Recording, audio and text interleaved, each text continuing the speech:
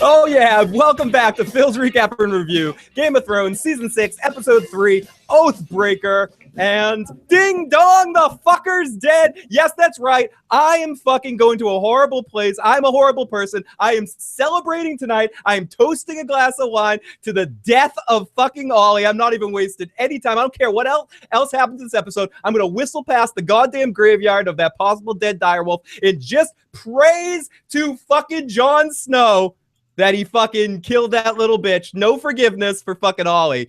Death, death, death. Great scene, great moment to kind of, and I love how the show gave it to us. They really focused on Ollie's face for a second. They let us know that Ollie was dying, and they let you know that they know that you saw Ferris pass out at 31 Flavors last night. But welcome everybody to the show.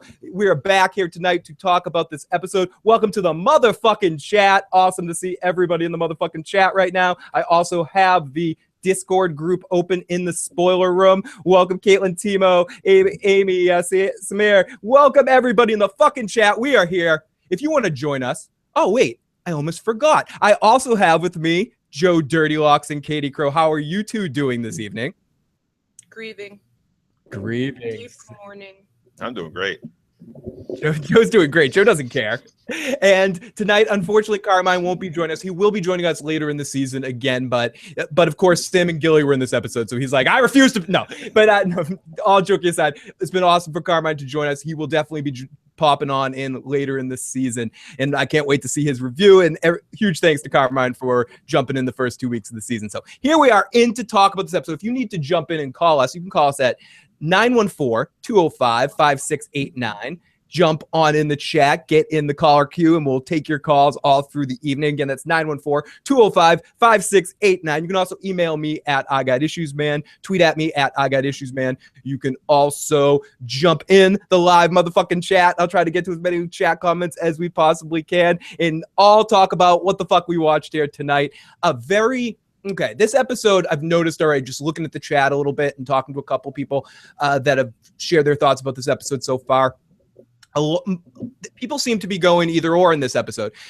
There's some people that I've seen in the chat that I think I saw Dakota in there saying he hated this episode. A friend of mine, Steve the Dude, said best episode of the season. I fall in the middle somewhere. I liked last week's episode better, but this was a solid episode of Game of Thrones. This was exactly what I needed. I feel like the first episode was catch up from last season and set the cards for the remainder of the season. Last week gave us the motherfucking, Jon Snow's back, and it was kind of a big hype episode. This episode, we got to dig in a little bit more. We can explore the scenes and what we thought if each scene was great, but I like how they took their time a little bit more in the pacing of this episode. The only thing I think I would have chose to do differently as a non-professional, probably ruin the show. My idea would be to have left Jon Snow till today and put Arya's shit from this week last week, or given us all the Jon Snow stuff last week and all the Arya stuff this week. No, I like the little stage of development snippets we're getting with Arya. Everyone to go through that all at once would be terribly boring. But the little snippets, we're seeing her develop, we're seeing her come to the place where we're all hoping she will come. The ultimate ethereal I think they could have given us at least either last week's scene and the week before that's together, or this week's scene and last week's scene together, and push the Jon Snow stuff and the killing Ollie thing together as well. I do taste, I guess. Yeah. I do want to jump in the chat. Ren Reverend says Jon Snow, no clothes, 8 out of 10. Was it a stunt butt? I'm very curious. But and this seems to be the big thing coming from what we saw in this episode, coming all over this episode. I'm gonna sum it up all in one comment. A lot of people in the chat just basically said the same thing. Hashtag Tower of Cock Tease. Was the Tower of Joy? Was the Tower of Joy a cock tease for you guys? Yes. Did you? Oh, so excited! I don't know. I love it. I really think it's great. Tease me more. I love the. As long as you finish me in the end. Katie, that's where I'm with you. I'm with you. As long as they come back, and I feel like they said we'll be back there, and I feel like we got the woman screaming, everything like that. I feel like it was a little bit of a cock tease. The fight was really well done. It made me want more. It got my balls ready to explode. My Game of Thrones balls ready to explode. But I don't care. I agree with you, Katie. As long as they finish me off in the end, I'm okay. I love the and that we NPH saw the Sean not Bean so honorable story look-alike. that was a little no, like that's not how the story goes as far as how that dude dies. Right, that Bran saw the truth. That the truth is never as beautiful as the story. When you actually see how a situation goes, it's never the legacy, the how I pass down, how a father's going to tell his kids the story about how he beat the best swordsman on the planet. Who, we talked about Barristan last. No. Here's the thing. That dude started out fighting 6 fucking guys. That dude ended fighting 2 fucking guys. It's not Howland Reed's fault. Howland Reed's not supposed to be like, oh, wait a second, I climbed up off the ground. Let me present myself to start fighting you again. No, fuck that. Don't put your fucking back to the guys that you've put on the ground unless you know for sure you fucking killed them. Sword of the morning. They didn't do anything dishonorable. Stabbing him in the back of the neck was not dishonorable. It's not the same kind of thing as what happened with the snakes in the boat. That's a little bit different. That was like, we're not going to fight you.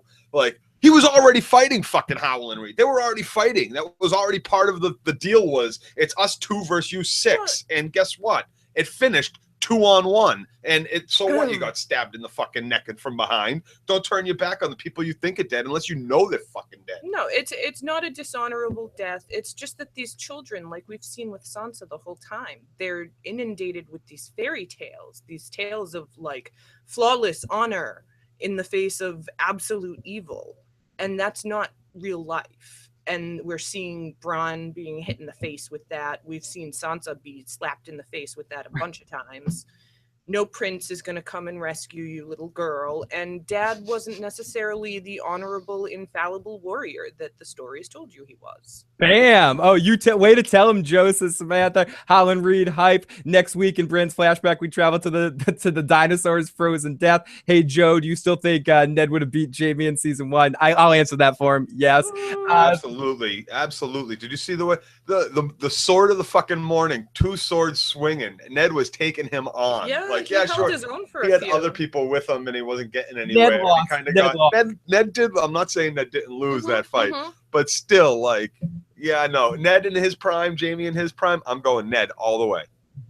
Gilly loves Anal. Hashtag Gilly loves Anal. Sorry, I had to say that. Still no Littlefinger and no Bronn. It does look like Littlefinger will be back next week. Preach, Katie. The whole story challenges is honorable. Ned used Dawn to kill Dane. Wow, nice job, chat. Didn't catch that. Stabbed him in the back was a theme. Yeah, Ned, because Dane put Dawn. It seemed like he put Dawn down in the sand, then fought with the 2 swords because it was multi melee. Had to fight many people, so he was using the double thing. And yeah, once Howland Reed stabbed him, Ned picked up the other sword and sliced him down. Does anyone wish Dane's sword glowed? Kinda, but it might have been difficult to make that look as awesome as it is in my imagination. So I kind of like how, like a lightsaber or something. Right, exactly. I like how the fight worked out for the most part. I agree with the blue balls. And Caitlin, Lady Squeeze said in the Discord chat, I'm just salty because of because I had Major Tower of Joy blue balls. And I agree with that. And I did get blue balls. But again, like what you were saying, Katie, as long as they finish me off. Oh, we have our call. I noticed we have a caller. Let's take our first call of the evening. And I'm going to be calling out your area codes to call you in. So this is area code 574. Welcome to the show.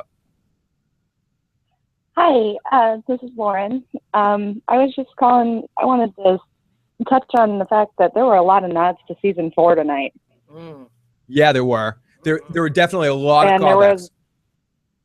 There were a couple nods towards Clegane Bowl. You took the words out of my mouth. There were 3 or 4 moments where they talked about Clegane Bowl, where Jaime says that's a battle I'd like to see.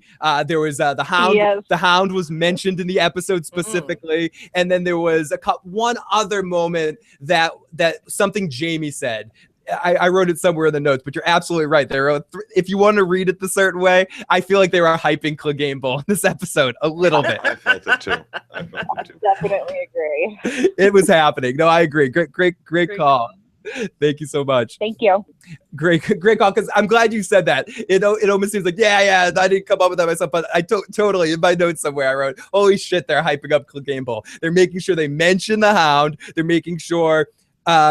Arya says, yeah, I had mixed feelings about him, so he might be good. I think it was Cersei that says, no, he'll only have to beat about Gregor Clegane. He'll only have to beat one man. And then Jaime says something along the lines of what we were just saying. That's a fight I'd like to see. I don't know. Yeah. I'm hyping it.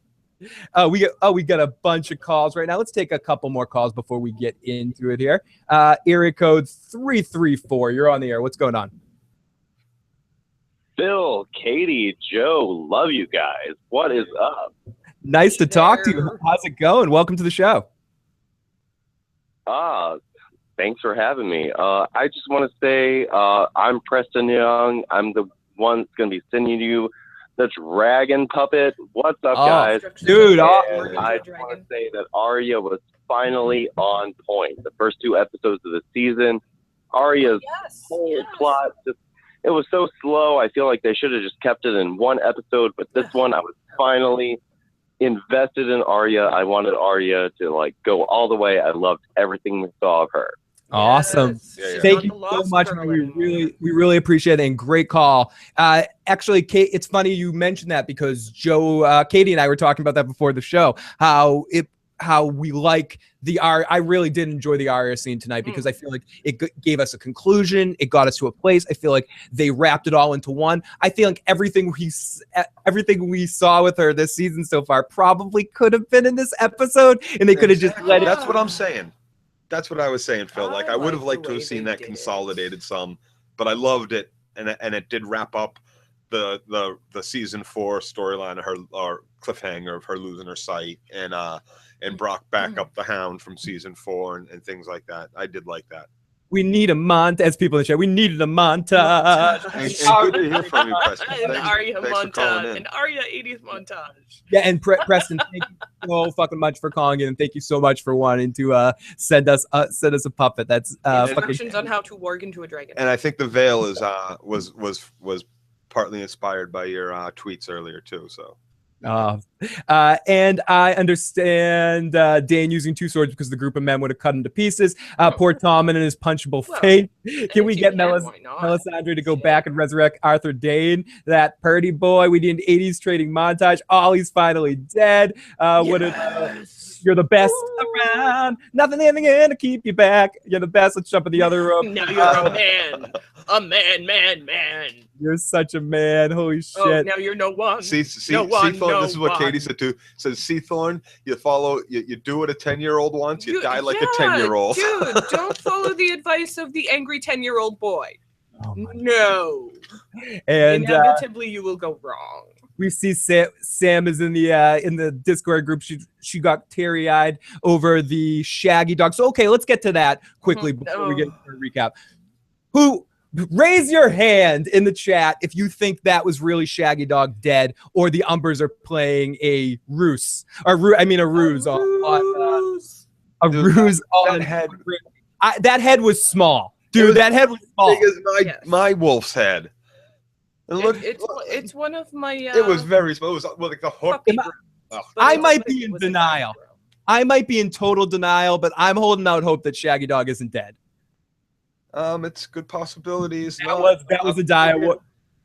Just jump in the chat. That was a dire wolf, not Shaggy Dog. Says Ren. Ducrox, Shaggy Dog is 100% dead. Says Adam. Dakota says real dead. I hope it's not Shaggy Dog. I want it to be a con, not Shaggy Dog. Fuck the Umbers. If it's a con, it's a pretty risky con to bring Lord of Winterfell to Ramsay Stark. You know that this dude's a sick bastard.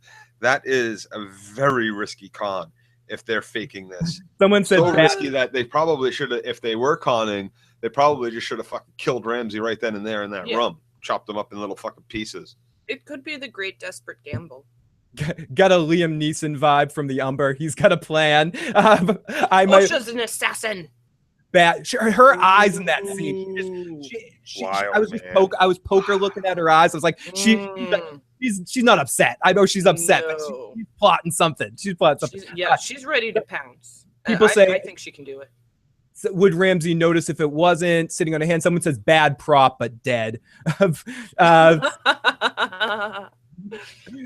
reason why the Umbers is it a bad prop? is it just a bad prop, or is it not Shaggy Dog? Well, I don't know. Shaggy Dog. Dehydrated Shaggy Dog head. I want Ghost to eat that Umbercon. Okay, this is the fair question here, guys, is who can be rationally thinking here? Because I'm emotional and I don't want to believe that was fucking Shaggy Dog. I just don't want. I don't want to believe that they killed. Let's poker look at Rickon. Did Rickon look like he would be sad enough to have just lost Shaggy Dog? Well, just lost, or that dog could have been dead. That wolf could have been dead for a while. But here's the thing: you don't want to believe that was Shaggy Dog because of storyline things, right? I don't want to believe that was Shaggy Dog because if it was, fuck you, D&D. That was fucking horrible. This head is supposed to be the size of my fucking torso. It is supposed to be so goddamn fucking huge that I piss my pants when I sit on the ground of a fucking cell and it growls in my face. Yeah, a human head is like a bite-sized snack. Like, no, this thing is almost the size of a fucking horse. Like, come on. Do like, that's a little, like all the rest of it. Too small, way too fucking small. It was like a puppy head or a regular wolf head. This was not a dire wolf head. They do have a mixed history with props and animatronics. Yeah, so I'm going to say it probably is Shaggy Dog, but I'm hoping it probably is. So, whatever puppy it was, I hope it wasn't the dire puppies. Yeah. Someone somewhere is saying thank you, iThread. Hiro Nakamura is someone going, save Shaggy, save the world. If you save Shaggy Dog, you save the world. Shaggy Dog lives. All wolves will die, I'm afraid. Hashtag Shaggy Dog lives matter. What the fuck? Like in the Red Wedding, everyone died. Everyone died. Is Nymeria the largest of the Stark direwolves by this point? Yeah, I think Greywind was the largest, but at this point, it's probably Nymeria. Nymeria is probably larger than Ghost as a death rate. Ghost was the runt. Ghost was the runt as a puppy. Runts can grow up to be quite large. Yes. The Umbers were upset that Jon let the wildling, so I guess he said fuck the Starks. Let's see who says Osha was more calm and collected than I would expect. That's what I was thinking, Caitlin, too. That's kind of her wildling thing, though. Like, very I'm true. Not afraid. Yeah, what are you gonna freak out about? Worse. What are you gonna freak out about? Freaking out doesn't help anything. Yeah, she kind of gave that whole speech when they first captured her, when Theon and like, I'm a wildling. What the fuck can you do, silly boys? Badger says my wolf's bigger than yours. Let's see how well you handle it. Let's take another call. Welcome to the show, area code 805. Hey guys, how are you guys doing? Doing well. How about yourself? I'm doing good. I just want to say one thing. When I saw Shaggy Dog die, I had my dogs inside and they were howling for some weird reason, and they were not even next to me. Oh my goodness, man, that's emotional. You're trying to make me cry live on the air in the podcast. That's what you're trying to do. You awesome person. No, I'm kidding. I'm kidding. What I'm trying to do. But the one thing I want to say is, why was Rickon was more surprised that he was there than when he was about Shaggy Dog. And Shaggy Dog's head should be a lot bigger. Like you guys say, he should be a lot bigger. But at this point, he seems, I don't know, it just seems too small. Yeah, I'm with you on that one. Great call, my friend. Great call. Yeah, and where's Summer? Great question. Where the fuck's Summer? Yeah, Greywind was huge. The scene where he's creeping on Jamie. Rob's like, there. You've captured a boy. Perhaps you'll be killed by a boy. Love that fucking scene. Osha might offer a blowjob and bite his cock off. Yeah, these doggies are full grown at this point. So Summer and Ghost just disappeared. Ghost is actually appearing. Balerion the Black Dreads and Summer and Ghost just appeared. Ghost is actually making surprising a number of appearances this season so far. Let's jump into one more caller. Area code 646. Welcome to the show. Hey, thanks for having me on. My pleasure. Welcome. Yeah, great episode. I really love Lord Umber really talking crap to Ramsay. That's something we've never seen. So I was like, dude, look what he's saying to Ramsay. I thought that was great. That was good. I loved how he was talking shit to Karstark too. They just had a back and forth thing going on. He wasn't gonna. He doesn't kneel. We have a little boy. Too. He's completely right. What the fuck am I gonna kneel for? What you're doing that because you're a sadistic fucking twisted bastard who just wants me on my fucking knees to prove. And something. I didn't notice about the direwolf head. That is some crazy things to start. I noticed detail, but I didn't even think that head was too small. So kudos to you guys. Oh, thank you, my friend. Great call. Great call. And that's a great call from our friend right there. And it's, I mean, it could just be that was supposed to be Shaggy Dog. I might be in a lot of denial right now, and I accept that. I accept my denial. It's tough. It's tough. I don't like, as horrible as this sounds, if Shaggy Dog was going to go, it's hard for me to accept that one of the direwolves was killed off screen. It could be a Shaggy Dog child. It could. He's been out there long enough to have had. I'm just thinking that they're going to do the fake. Not to go too, but they're gonna do the fake Arya, fake Shaggy Dog, fake Shaggy Dog. That's fucking dead. Fake Shaggy. It's not real Shaggy Dog. Again, I'm in denial. I'll accept it. Yeah, I'm quite biased. I don't want it to be I don't want it to be any doggy, but especially not Shaggy Dog. Yep. Perfect episode for episode 3. I feel that way, Bruce, as well. Really good episode 3 to kind of get into it, sink our teeth more into it. It really felt like we got it, like we weren't just playing, oh, let's see a few seconds here, a few seconds there. I love Jaime Lannister that we've gotten so far, not talked about Cersei or Jaime. I love old Jaime coming back a little bit, cocky, wise ass Jaime. I just wish if he could fight, he'd have everything right now. I love it. Oh, he doesn't have to fight, not with the mountain walking behind him. Not if he keeps talking shit. Well, yeah, no, he can put his sister on Franken Mountain in front of him now. California fucking raisin bomb walking around. Fakey dog. Yeah, that would be awesome if this is all just a plan for Rick to take Ramsay out, says Hope. Yeah. Does Tommen look like Mr. Potato? Varys was awesome in this episode. Chickens for dinner. Oh, beautiful. The Umbers were upset that let's scroll down, jump in the Discord group a little bit. Love the mic drop moment with John, says Timo. And now my watch is ended moment where he's just like, fuck you, motherfuckers. And he did, as a couple people in the chat, I think we were talking about this last week, Ed becomes the new commander, Lord Commander of the Night's Watch. And what do I do with this thing? I don't know. Burn it if you want to fucking burn the thing. Do whatever. Jon Snow has a new haircut. And is he the Night's Watch commander, or do they have to vote now?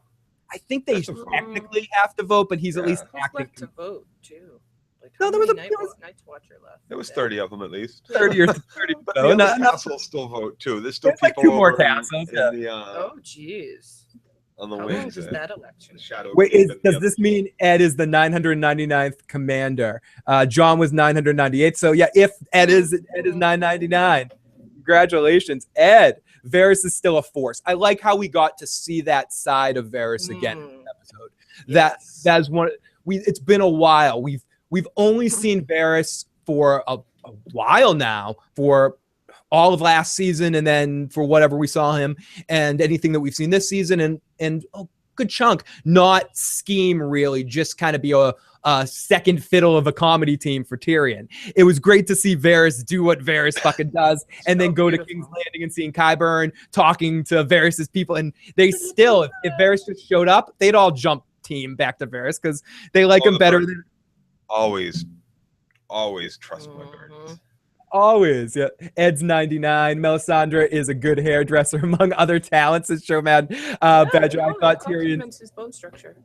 I thought Tyrion's play a game took the pace out of the episode and didn't bring anything. Would have rather had that ended up. I thought it was hilarious too. I thought it was awkward. I think it brings credence to like the fact that like remember the before Jorah and whatever his name is take off to go look for Daenerys, they're all sitting around in the throne room just kind of sitting there waiting, waiting. And it brings that back that they're still just kind of sitting around waiting. Like even Tyrion says, "Oh, like we're gonna discuss this whole like sending out the troops to go kill and slaughter and shit because hey, I'm not the queen, you're not the queen, and that's a big decision." So like that whole like the time is slow moving thing. It made that evident in this episode again. Well, and it was also nice to see like Tyrion lives and survives on his charm and his quick wit. And it just falls on completely deaf, stoic ears here. And that's something that's unusual to see. Yeah, that too. So I found it charming. It's another level to everyone's character in that room in particular with Missandei and Pretty Worm. Next called him Little Worm. Next week, Tyrion asks everybody, let's build a snowman. We can make it. Let's build so bad. So ultimately, this was a good episode. I don't know, rank it, whatever, but I definitely really enjoyed this episode. I felt like I liked the Daenerys stuff. We'll get into that talking about too. I kind of was yada-yadaing it a little bit because ultimately I feel like okay, these guys are eventually all going to follow her once she's in a little bit of danger and Drogon shows up, and this is all much to do about nothing. But I also feel like it's worth mentioning that they stripped her up and they kind of did some interesting shot angles to avoid making sure you don't see any. Carmine's not here, but we have to honor him by mentioning the fact that Daenerys's contract was showing, that Emilia Clarke's contract was showing. It was in stapled to noticeable her midsection. Yep. Fucking. They should have just put up black bars that said Emilia's a fucking cunt. Right over her nipples. People, we got people in the live Discord group that's jealous that Tommen got to see Jon's pecker and see that he doesn't have the pecker of a god. I know you're not a god. We see why Ygritte always said you know nothing, Jon Snow, because of his his non-wildling sized penis, I guess. Damn. Oh my god. Hashtag get that bitch naked. Ladies love the dick. Shrinkage. It's Jon's pecker. Yeah, when you die. He's dead, dude. You think shrinkage is bad when you get in the water. Shrinkage when you die. That's kind of like the worst kind of shrinkage. Yeah, no blood flow whatsoever. Come on. You got to give it due to break it. And someone just said in the chat, we got to see someone tells Cersei finally to her face she's not the queen. We get the return of the Queen of Thorns and get a very funny scene with the Lannisters coming into the High Council meeting and them just all leaving and leaving the Lannisters just sitting there like oh you shit. Can't make us leave. Oh yeah, bitch. Can't make us stay. And then they go, what do you want to do? Should we fuck? I guess. I mean, I a moment like take the pictures. Yeah, if they're just like, well, there's nothing left to do. Should we get naked? Yeah, let's get naked. It was almost a comical moment like that. Nobody's could have gone that far. Before we get into our recap, let's take one more call. Area code 985. Welcome. How are you guys doing tonight? We're doing wonderful. How about yourself? Oh, I'm doing great. It was a really nice, solid episode, and because this episode had me thinking of quickly going back to the thing with the whole "fuck the Umbers." Obviously, if this isn't a trick, if this is the Umbers really betrayed the Starks, they really killed Grey Wind. Do you think because Ramsay said once the Manderleys, the Umbers, and the Karstarks are the most powerful houses in the North, and in the books, I believe, correct me if I'm wrong, I believe they send Davos, or Stannis at least, sends Davos to the Manderleys to get their support. He sends Davos, yeah, he does. Winterfell and all this stuff. Yeah, he sends Davos around to the houses in the North to try to gain support. Yeah, well, do you think that's what Jon's going to do? I mean, obviously the Karstarks and the Umbers are assuming, with the Boltons, that the Manderleys will side with the Starks and the little minor houses, and that's what the battle is going to lead up to. Whether it be in episode 9 or 8, whatever it is. I am hoping for something like that. I am hoping for whether Jon goes around to different houses to gather things up, or somehow the both situations collide. Perhaps Littlefinger is going to have something to play in all of this to kind of organize everyone together. Because as much as Littlefinger does work for his own agenda, I can't think that when he finds out what happened with Sansa, he's going to be too happy with the Boltons. I don't know. Maybe I'm imagining too much of Littlefinger here. Well, you got to remember too, the deal that Littlefinger made wasn't with Ramsay; it was with Roose. Right. So, I don't think Littlefinger's going to like this one bit. No, he's not. Not at all. And I really got to believe that I don't think the Manderleys will ever be on Ramsay's or never side. Never. And I don't believe. I don't believe I'm not buying the Umbers being there. Me too. Now, no fucking word. Was it only one lord that Rob had a problem with when he was going on his march there? I thought there was one lord who's, cousin died and one lord whose sons died on the battlefield, and I thought they were different. I think I want to say it was all Karstark was the one that had the major issue with him in those seasons. It's been a while. We haven't got to that quite yet in the rewatch show, so it's not quite as fresh. Season 3 is probably the season that I'm blanking on the most for my memory, just because of when of how I watched it too. But I think it was just Karstark that really had the problem with him. It was just the Karstarks. People said Ollie's death was just awful. John killed a fucking kid. Yep, Joe, the Karstarks. John killed the man who killed Ollie's parents, avenging Ollie was old enough to know that there are bad people, good people. John tried taking him under his wing, and he betrayed him. John. Ollie was cold as fuck. Yeah, fuck Ollie. Any person offering sympathy is a troll. Textbook case. I think Littlefinger is going to sack King's Landing the same way Tywin did. It was the Karstarks. Dragon, welcome, Dragon. I gotta interrupt you. The comment you just read. Okay, now you've heard me many times. I have been that, so to speak, troll that they're talking of that has defended Ollie. That right there was the best argument I've heard for no defense to Ollie. The fact that he was old enough to know that there are good people and bad people, to know that his those Fens that did the eating of his parents were killed. John did get them. They were taken out. And they're not representative of all wildlings. Correct. So, good job. Hey, you swayed me there. Fuck Ollie. And I love the fact that they didn't put hoods over those motherfuckers' heads. Yeah. You got to see their fucking faces. And I do. That was a gift. That's what I'm saying. That was a gift from Dan and Dave to us. I just want to fucked up the dog head. I want to read Sam's comment in that she wrote in caps. I want some dead phrase. I waited too long.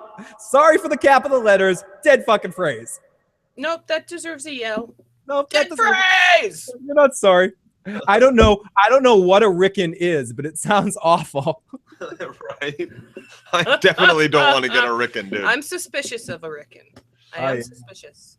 I love when he showed up. It's gotta be like a shocker or something. They're like, who? Who's this? Who's this? Pardon Ollie. He's there was another one? Oh. Iron Throat says, pardon Ollie. He's a kid. I hope it's not too late. The Umbers know that Ramsay killed his father. They have a spy in Winterfell. Good point, Ren.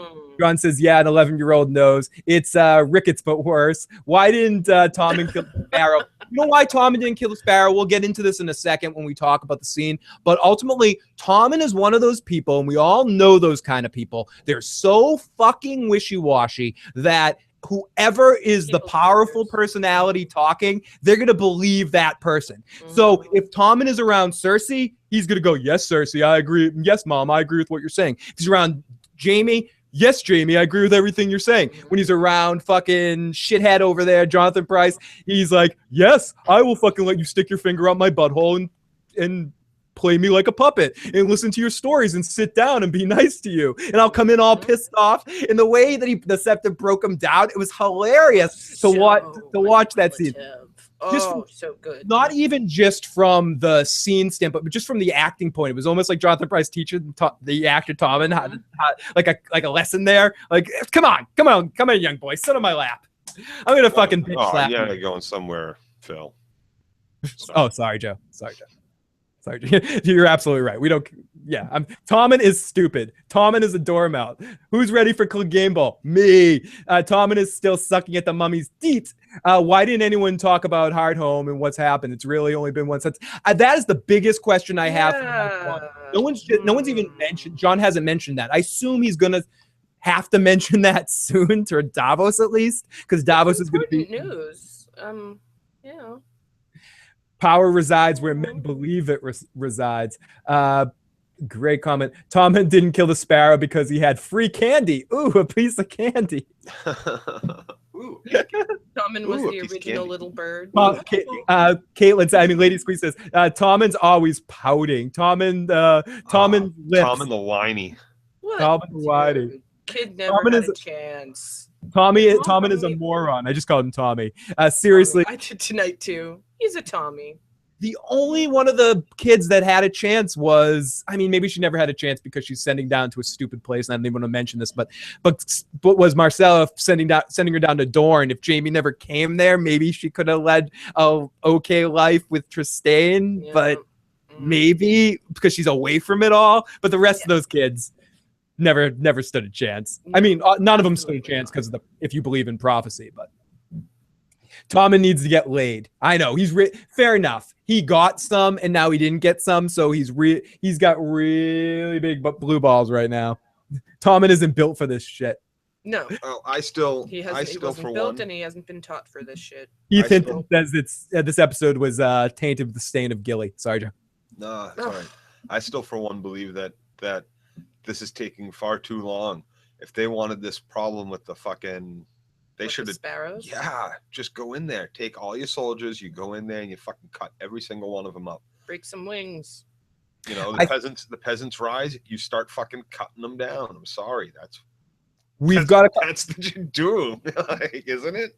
I just want to jump in for 1 second. We've got a couple calls on the 781-990-8509. If you call that hotline, you can leave a message. But if you want to get in live, the number is 914-205-5689. But you can leave a message at 781-990-8509. So both those numbers work. But if you call the 8509 line, make sure you leave a voice message so I can get your comment on the show. Tommen's a bigger asshole than Sweet Robin, who we do see in the preview for next week. Oh, Robin. Oh, I'm excited to see what he's going to do. Bold, brave Sir Robin. I love how Sam said something about none of this shit would have happened if Tywin was still around. I love how he quotes Tywin. He goes, "Oh, that sounds kind of like Tywin, except minus the God bullshit." Yeah. That sounds like something Tywin would say, but like, let's take the illogical thing out of there. Heath Hinton says this episode. Oh, I already said tainted with the smell of Gilly in this episode. Okay, so let's start. I'm sorry. I kind of liked it too, but I just wish Sam had said when she said, you know, the father of my child, he should have turned around and said, "Don't ever say that fucking again. You will get my head cut off." Yeah, you say that at my family's fucking castle, and they would kill me. I ain't no baby's daddy. So it is time. Let's do it. Let's get into the fucking recap. Okay, sorry. Let's get into the recap. That's for you, Steve, if you're listening. Yeah, Steve's like, you should play music when you go into the recap. Okay, there you go. I like it, Steve. Yeah. I played music. Joe, it's time for the recap. Fuck yeah. Okay. Enough of that. Yeah. Enough of that shit. I just felt like Wayne's World big time there. I wanted the camera to zoom in and out on me. Joe, when we can't help it. Let's lean into it. You know when it's coming at you, it's all just lean into it. It feels right. It feels right. Feels right. Come on. We're this close from having the hats going. It's excellent. Yeah. Party on. Dude, totally. Why is this fucking wolf hanging out with us, dude? Fucking A. And goat. In mourning of Shaggy Dog. Yes, in mourning of Shaggy Dog. Why is the shroud? The veil. It's issue time. Excellent. Okay, so let's get into this. Let's listen to a little bit of Davos at the beginning here, because it's worth listening to. Oh, love Davos. No, you're not. It's completely fucking mad, it seems to me. I can only imagine how it seems to you. And John is just like, we open up to the man breathing right where we want, right? Looking at Davos's face. It's in the dark. Davos must have ran right back in the room after what happened, after John kind of did the gasping. And just the motherfucker sat up. We see ass crack. Stephanie goes, that's not Jon Snow's ass, because I'm not sweating. And then we see I can sense that is not I can sense that's not really Kid Harington. So and then we see Ghost there looking all happy, nodding to him. Papa? And then we see Davos, the fucking legend, as someone said in the chat. That Critch said, Davos is a fucking legend. Davos is epic. If I have to die, and I come back to life from the Lord or whoever brings me the fucking back, Davos would probably be one of the first people I'd want to see. Just to be like, wake up, you fucking cunt. Get the fuck up. Young Melly's not a bad second person to take a gander at. Joe, it depends if she's wearing her neck piece or not. I said young Melly. Young Melly. Okay. I missed that part. And you know my feeling about this. I'll take old Melly too. Yeah, she was a sweet old. As long as old Melly's disrobed, I think she's better looking. Davos motivational speaker of the year. Hashtag Jon Snow's ass crack matters. Jon Snow's ass crack for president? What? Oh my god! Look, guys, I did a loser. Oh gosh, Sam is Ramsay. Oh, he's gonna marry Rickon in a red wig next weekend. All right, I just popped in the other room. Thank you, everybody. And again, as always, huge thank you to all of you guys for joining us live after the episode. Hugely excited to be able to talk about this episode. You guys in the motherfucking chat are keeping us entertained, even more so because it's been one of those fucking long days for me, not to get into bullshit, but a long fucking day. And I'm like looking at the chat, it's distracting me. Yeah, it's Valerian the Black Dread. Stunt ass! We need a stunt cock! Stunt cheeks, please. Stunt cheeks on the table. Stunt cock. Stunt cock. Onion night, please. Pyzel shit states. Oh God, everyone's cracking me up tonight. So everybody, thank you so much. Far too many orgasmo references. Can you They have fit too many? everything. But especially like for people that have never seen Orgasmo, they're like, "What the fuck are you guys doing?" Orgasmo is a movie by Matt Stone, Trey Parker. Check it out. Okay, so the motherfucking Jon Snow sat up. We see Snow crack. I mean, ass crack, body double. I don't care. We see Ghost looking happy, nodding to him. Davos can't believe it. John's looking at stab time, and he's like freaking out. And Davos asks what he remembers, and he goes, "I remember that they stabbed me." And then to rub it in, he goes, "Ollie." That little that bit. hurt him. Ollie. A2 Ollie. Ollie That hurt him the most. stabbed me in the fucking heart. He knows where to cut me the deepest. The little cunt. That fucking bitch. Heart stabbing cunt. You fucking bitch. Drew Chronic is right. Drew Chronic is right. Danny officially did have a side boob show tonight. I want to. Nipple. Was there nipple? No, well, side boob doesn't usually. No, side boob usually does not include nipple, Joe. No. Side boob The only, is like, the only cheek. nipple is what counts. Cheek. Nipple is what counts. Nipple is what counts. No, we And need as far that as on I'm concerned, it's not about whether or not I want to see titties or boobies or any of that, which I do. Yeah, I no. love them. I love them, It's right? so not But about it is that. about fairness and equality. Totally. I like Artistic nobody's gonna write integrity. it. No man is gonna write like they might write it into my contract. Joe, you are not allowed to take off your shirt. But no man is gonna write into their contract not to take their shirt off. So I find it a little bit, insulting to all of us there, Danny, that you're gonna write that gender discriminate and stuff and be like, "Oh, my boobs are too precious, man." Everybody's got them. You're out there, you're doing a job. And we all Play get it to to the decide what to do fullest. with our own. Yeah. Play it to the Very good fullest. point. You fucking dude, perverts. wow. Show some respect for John Connor's mother. Yeah. Terminus. Oh, stop reminding me of things I want to forget. Terminus. Oh my goodness. Fucking A. The phone line should work, and the number is 914-205-5689. And also, if you call the 781-990-8509, make sure you leave a voice message so we can get your pretty voice on the show. I want your pretty voice. Oh, you sure do got a pretty voice. You got a pretty voice. Okay, so he says, Ollie put a knife to my fucking heart, fucking killed me. Fuck Ollie. Fucking a butthole here and there wouldn't matter. Oh my God. Fucking Terminator. Matt, I don't like how they keep asking Emil to get naked if she doesn't want to show her entire body to the world. Fuck it. It doesn't matter. It doesn't affect the story. Fuck Ollie. I wanted him and Thorne to burn. Yeah, you're right. I'm gonna argue that, but I'm gonna argue with that. We're just a pervert. We're just perverts. Lean into it, like we said. Really lean into it. There's poetic license. There's pervert license. Hey man, you're here watching us. Yeah, we got pervert license. What's that make you? Timo said, "Fuck Ollie. I wanted him and Thorne to burn. Their death wasn't satisfying enough. I needed them screaming. I needed them to have the Shireen death. Me neither. Samar didn't think her boobs looked any more fantastic than others. Mel has better boobs anyway, and I'm a female. Maybe they all look the same to me. I like Melly's boobies. Yeah, they're all lovely. No, all boobs. Best boobies shown on the They all show. have their Go own to her. character. I'm gonna say it. All boobs matter. Yes. All boobs matter. So let's take our call. Welcome. One second. Area code 202. Welcome to the show, buddy. How's it going? Okay, I'm disappointed on two fronts. You talking to me? Yeah, of course.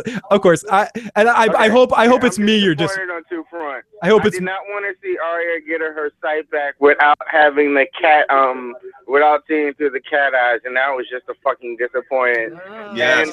And, why the fuck did Ollie only get hanged?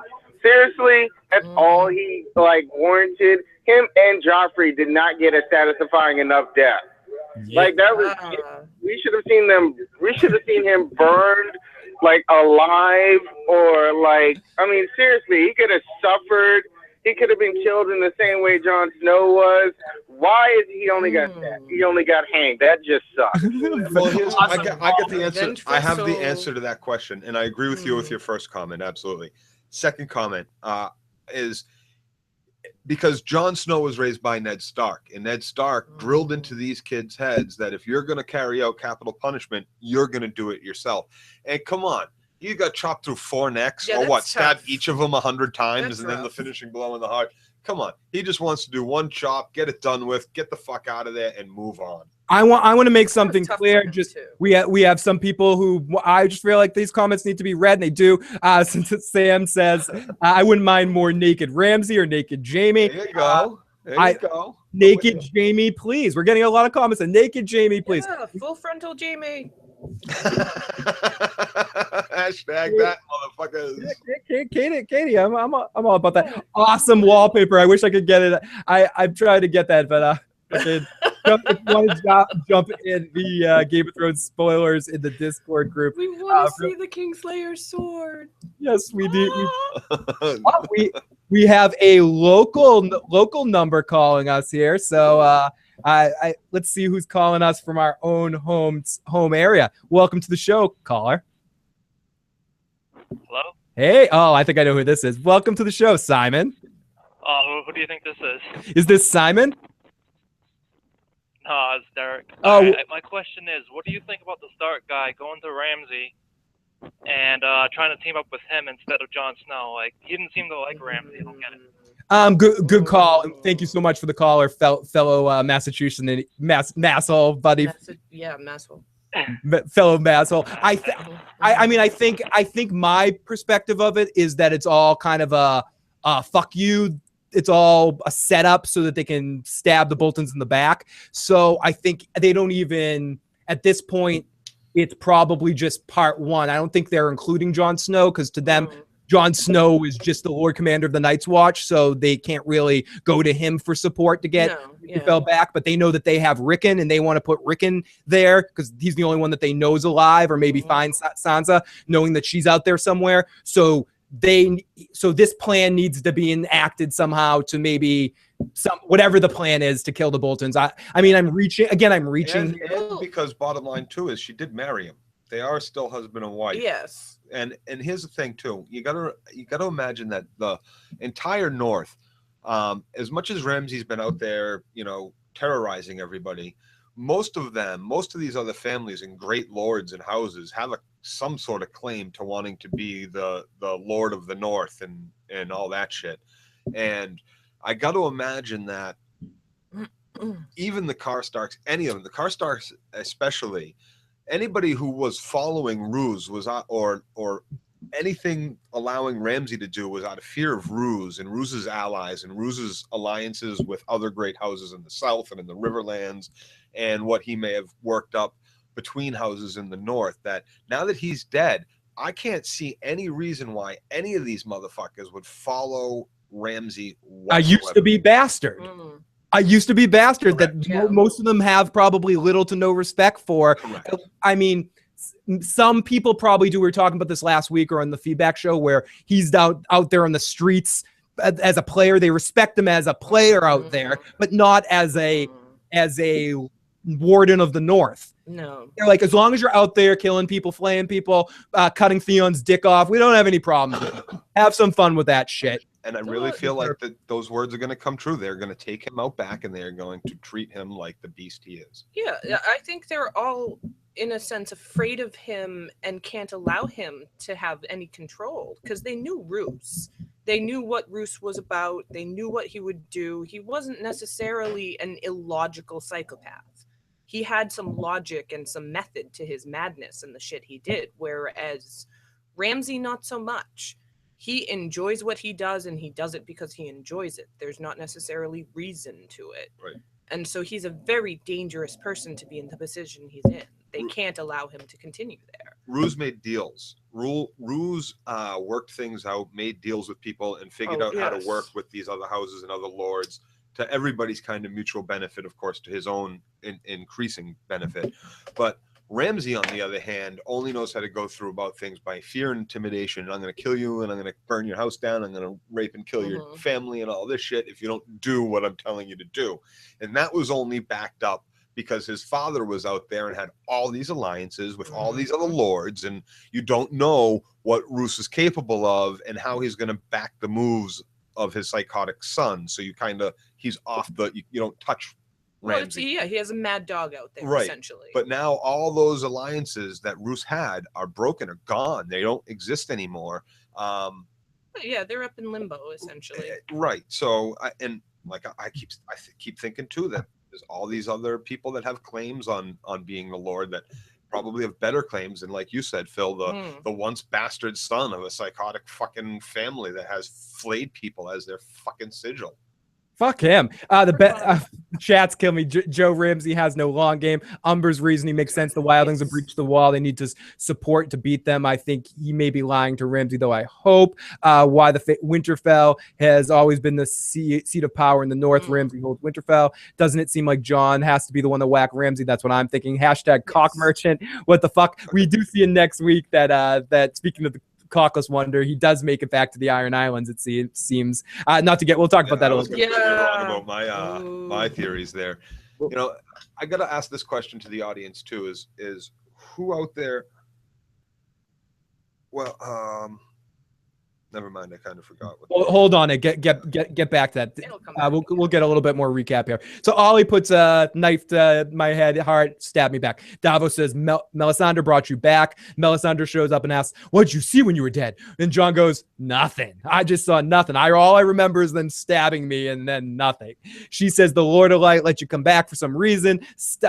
Maybe I was wrong. Stannis was the prince that was supposed to be promised, but it's you. It's you. I'm putting my all money on you. Chips, I'm all in now. All in. I swear, you're the one. And Davos is like, okay, Melisandre, you did your work. Could you give us a minute? You're freaking the kid out. Get out of here. You can suck it. You can lick his bumhole later. You can take a walk, Mel. Yeah, and I'm used to just being alive again. Yep. And then we get that whole speech that we played a little bit. You're dead now, and that's completely fucked up. Jon says, I did what I thought was right, and I was murdered for it, and I'm back. Why? And Davos says, it doesn't matter. It doesn't matter. You're back. You're going to fight, and you're going to clean up all your shit, do your shit. And he goes, I tried to do that before, but I failed. And good job, buddy. You get to fail again. Motivational Speaker of the Year award goes to Davos. He does it. He does it for Stannis. It's a Samuel Beckett quote. I'm probably getting it a little wrong, but it's basically try, fail, try again, fail better. It's something that my brother actually told me about. It's an interesting quote from an author named Samuel Beckett. Yeah. Samuel Beckett, the Quantum Leap guy? Yes. No. Yes. Sam Beckett. One and the same. Yeah, same dude. AKA Scott Bakula? Yeah, AKA Scott Bakula. You mean Scott Bakula. Okay. Well, it's also interesting to note that Melly does call Jon Prince. You know, Stannis wasn't the prince, but someone has to be. King. And it's interesting to note then that I think one of the next scenes is down at the Tower of Joy. One of the first scenes is the Tower of Joy there. So let's take our caller. Welcome to the show, caller. What's up? Hello, this is Ramsay. Oh shit. I'm just calling in. Long time listener, first time caller. I just like to say I've been going through some trying times and I don't understand all the hate. I mean, my father was murdered. My wife left me. You're turning on some of the live chat, Ramsay. We've got a couple people in the live Discord group that are huge fans of yours. But they defend you all the time. Timo and Sam, right there. I see them right now. They're very excited that you're on the line, Ramsay. So there are people that love you. I would just like to say to my number one fan, Timo and Sam, thank you very much, because I just feel that to go through what I've gone through, you know, a murdered father. My mother and brother are also murdered. I mean, how should I react to that? My wife left me. Please, may I have some more? Very doing a happy dance. Thank you, Ramsay. Get back in line. Ramsay, Ramsay, Sam says you can't disrespect your liege lord. Oh my god, great stuff. Let's take one more. Kinslaying outweighs all that shit, my man. Sorry, Ramsay, you lose. Kin or king? Kin. Welcome back, SM. What's going on, buddy?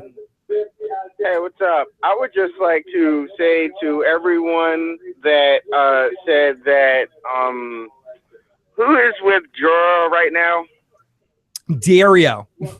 Yes, Dario. Dario? Yeah. I would like to tell everyone that Dario was not the leader of the Sons of the Harpies, and that I told you so. I told you so. And now because his watch has ended. That the leader of the Harpies were the other people that Danny had freed those monsters or whatever from those other cities. So again, I would just like to tell everyone I told you so. They're Bam! the Harpies. He could be the inside man. There we go. The leaders of those other cities. They are cities. Katie. They are seedy cities. Yes, they. I mean, they're in charge in a sense. They're shout out to Disco Potato. But I still think Dario's involved. Me too. And you got to remember, Dario's no stranger to betrayal of, he killed the other leaders of the Second Sons, and he's in it for his own interests. Or whatever they are, not the Second Sons. What are they? I think the Second Sons. No, I thought the Second Sons are from the video game.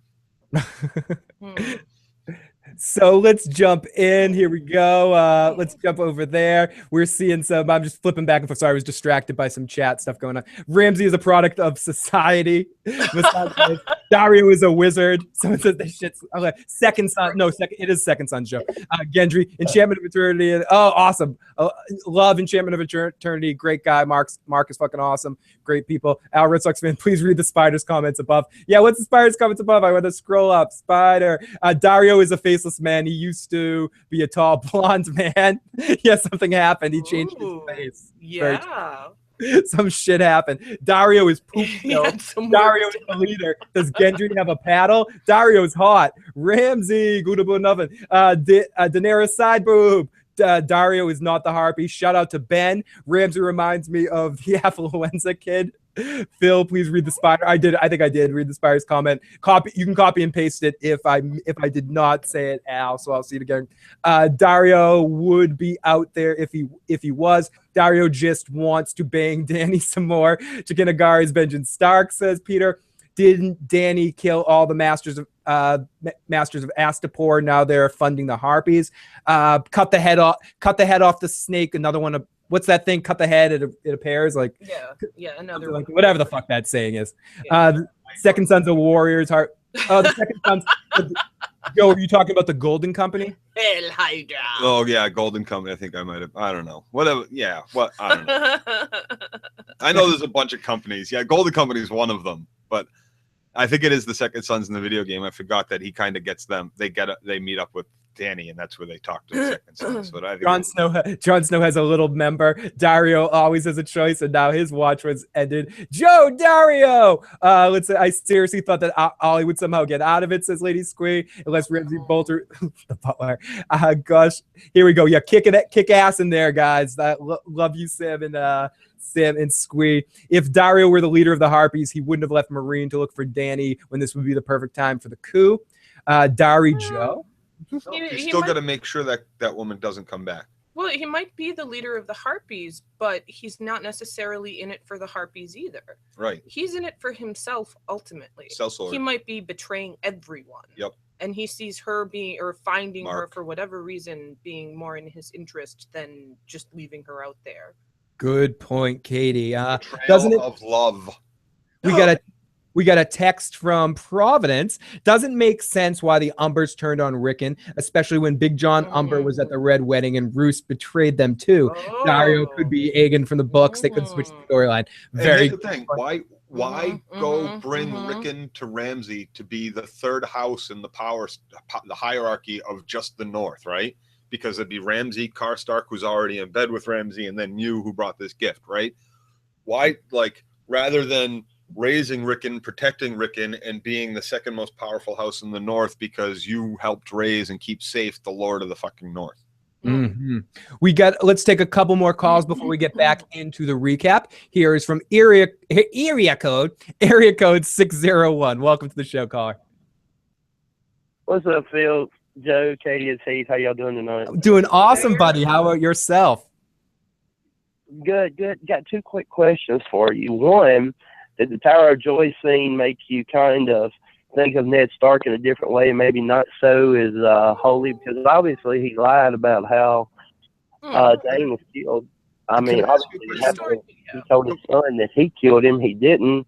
And also, is Ramsay Snow just so impulsive and so quick thinking that he doesn't realize I know it's ceremonial, but the bending of the knee is so important. And for the Umbers not to bend the knee to him, I know it's ceremonial, but still, he didn't hit that. It's almost like he just cast it to the side. Yeah. And I wonder if and very that's the way that they look at it and go, we're just going to like play along a little bit, but I'm not bending the knee to you because you're not Warden of the North to me. Great call, Heath Hinton, and I 100% agree with your the second point. Yes. 100%. And to your first question, I know Joe and Katie want to get in on this too. I don't look at Ned quite differently. No. I always thought Ned would be someone that tries, fights honorably, but in a fight to the death, the only honor is winning. Yeah, and he was a kid at the time. It was a matter of necessity. It's what should have happened. And one quick thing, Great John was not at the Red Wedding in the show, says Amy. Thank you. And what is the real story? That they fought 6-on-2 and only 2 of them left. That they killed 4 of them, right? Because Dane is a fucking badass. That fucking took out almost all of them. And in that, Ned did tell the truth. Exactly. And the thing is too is like I said, maybe he was stabbed in the neck, but he clearly wasn't fucking dead yet. And well, I'm sorry, he wasn't. He's about to die. Yeah, there's no like emergency room or ambulance to call. Arguably he could have died even without the finishing stroke. Ned 7-on-3. But Ned still finished him and ultimately killed him. And and it was a valiant fight, and they certainly never talked down how fucking amazing of a warrior the morning sword or the sword of the morning was, for Christ's sake. And one thing I never understood, and this is like the sore loser kind have a good night, Disco Potato, sore winner kind of thing, is when you win and when you beat someone and you demolish someone, even if you like fucking put a stomping on them like a Patriots do to people, right? And you just completely smack them the fuck down, to come out and say, "Ha, you fucking suck," does one thing and one thing only: diminishes your victory. Yeah. If you're better than them and you say they suck, then what did you do? You didn't do anything. But if you say they were good and they fought tough and they did and they challenged you every step of the way, even though we beat them 50 to fucking nothing, or we killed the Sword of the Morning and left them bloody on the fucking ground, you still don't. You only have good things to say about these people that you beat, because if you talk them down, you talk yourself down. Yeah. History written by the winners. A couple of people say. In the chat, we've got a couple of other Arya's a fucking. I wish there would be an Umber Manderley plot against the Boltons, but I think if the showrunners are going to simplify things and make it the North versus the Wildlings, they won't do the North justice. Why the fuck did they not show Dawn? That would have been so easy. Was that sword that he threw down Dawn? I thought it was, but it might not have been. Someone will be able to correct me in the chat. Mage Mormont wasn't at the Red Wedding either, but his daughter was killed in there. Nymeria is not dead. Hodor, fuck Lyanna, and Jon's son. History is written by the victors. Howland Reed sneaking up and stabbing in the back was very similar to how the Patriots won, Joe. Howland Reed knows what happens at the tower. Ned never brags or talks about the fight. No. The frogman told his son, fighting honorably and losing is still losing. Fighting dirty is winning is better than dying. It's that's not fighting dirty. I'm sorry. You went into that fight fighting 6-0. Is the guy supposed to come out and be like, ha, I'm back in the fight. Don't forget to defend for me now, too. No, I'm sorry. No. That's not how this shit works. If you walk into a bar and you're sitting in a fucking bar and there's a bunch of guys and they're wearing fucking cuts with patches all over them and you pick a fight with one of them, you're not picking a fight with one of them. You're picking a fight with the whole fucking group of them. If I'm out in a bar with my fucking family and friends and you pick a fight with me or me and my fucking family come fucking looking for you, I'm sorry, walking into that when you come out of your house or when you're standing at the fucking bar and you look at the 6 of us in the fucking face, you're not about to do this one-on-one. That's just not going to happen. And if you turn your back on any of them or forget about any of them, they're going to fucking kill you. They're going to stab you in the back of the fucking head. They're going to rip out your fucking heart. Whatever the fuck the case may be, we're going to drag you out to the curb. We're going to fucking curb stomp you, break your fucking legs, and make you eat pavement. That's all there is to it. That's how families fucking fight. That's it. There's no dirty fighting there. Howland Reed stabbed the guy in the fucking neck because the guy was trying to kill his best fucking friend in the Lord of the fucking North. Period. Done. Not a dirty fight. Nothing about it was dirty. They never talked him down. The whole thing was fucking honorable. It happened exactly the way I fucking pictured it. When a fight's a fight, you fucking walk out winning. That's all. That's it. There's nothing dirty about it. No, there's no dirty fighting. I fucking bite your fucking balls off if I have to. If you put them in my face and I'm fucking fighting you and your balls end up near my fucking mouth, I'm taking one. I'm taking one the fuck off with these fucking chompers. These dirty fucking plaque-ridden fucking cankered fucking mouth is going to rip your fucking nuts off if you put it fucking near me. Period. Plain and simple. And that's the way a fight goes. There's nothing dirty about it. There was nothing dishonorable about it. Howland Reed did what he did, and that's all there is to it. Period. Bam. Okay, Joe. Okay, Joe. So people in the chat, some people have never heard of Joe rant before, like, dude, stop. Are you gonna die?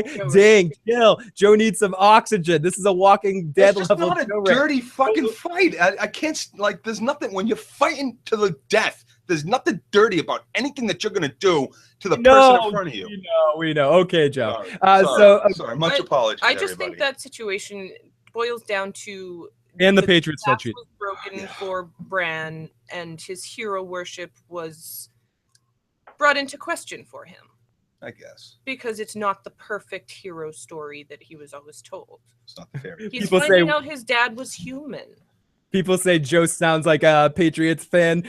Where's your fucking shine? Not at all. Joe, he hates Joe rants are epic. Lord Joe, keep it coming. Your balls on your chin. Joe, fucking. We got fucking Carmine is Carmine has recovered from his stroke because I was worried about him. I was so Gilly and Sam were in this episode. Oh, let's take some calls now. But welcome to the show. We've got some people that have been on hold for a little while. Welcome to the show, area code 347. Is that you, my buddy? Oh, dude, what's going on, my friend? Hey. Big J in the fucking house, brother. Welcome, Big J. This is one of our great friends. Big J has marathon the season over the last course of the last month. How you doing, Big J? What'd you think of this episode? I love you guys, man. Joe, rip his fucking cock off, bite his whatever it's doing, brother. That's right. You know what I'm saying, brother? Whatever. Forget about it. Me or you. Forget about it. You know what I mean? Hell yeah. Oh yeah. Brother, you're getting the bottom fucking bunk, man. Not me. Listen. I didn't want you to get the guys too long I did. I haven't really talked to you live. I left the voice, but I'm loving the fucking show, man. I binge watched it in a week. But nice. now I'm up to where you guys are. I'm glad the fucking midget steals it from me. He's right up there with Jonathan Banks and Saul, man. I love watching this fucking guy act. They got to give him more time. Yeah, yes. Tyrion is awesome. Tyrion, especially Tyrion. I drink and I know things. I almost lost my fucking.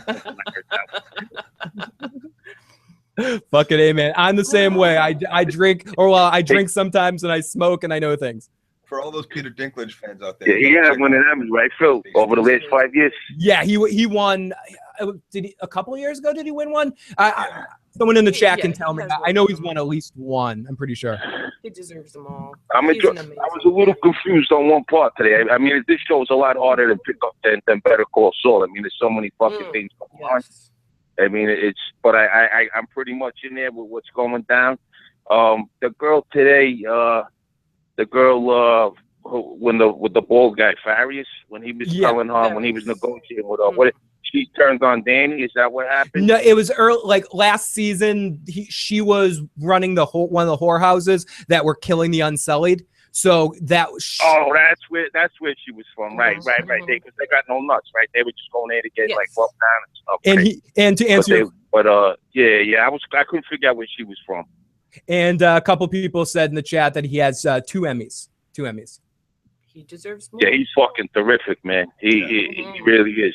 He really is. I didn't want you guys to get the wrong idea. I love the fucking show. My other show, Banshee's going off the fucking air. Such love a good that show. Joe. Yeah, fucking awesome fucking show. And I'm gonna start watching Boardwalk Empire. Awesome. They filmed that right now a few times too, but I'm gonna start watching that. But I'm really loving fucking Game of Thrones, man. Thank you for throwing that shit my way. Thank you, Big J. I'm gonna get to talk about it again. Me too, man. We'll talk to you soon, Big J. Great call, buddy. I'm so happy. I love you guys. Take care. You too. That's Big J from New York. Let's take another call.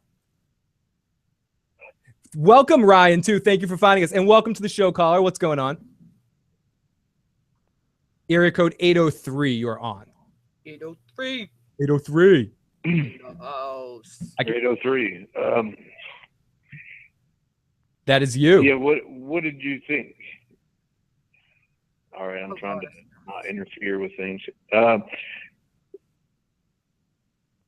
Go for it. What was your question?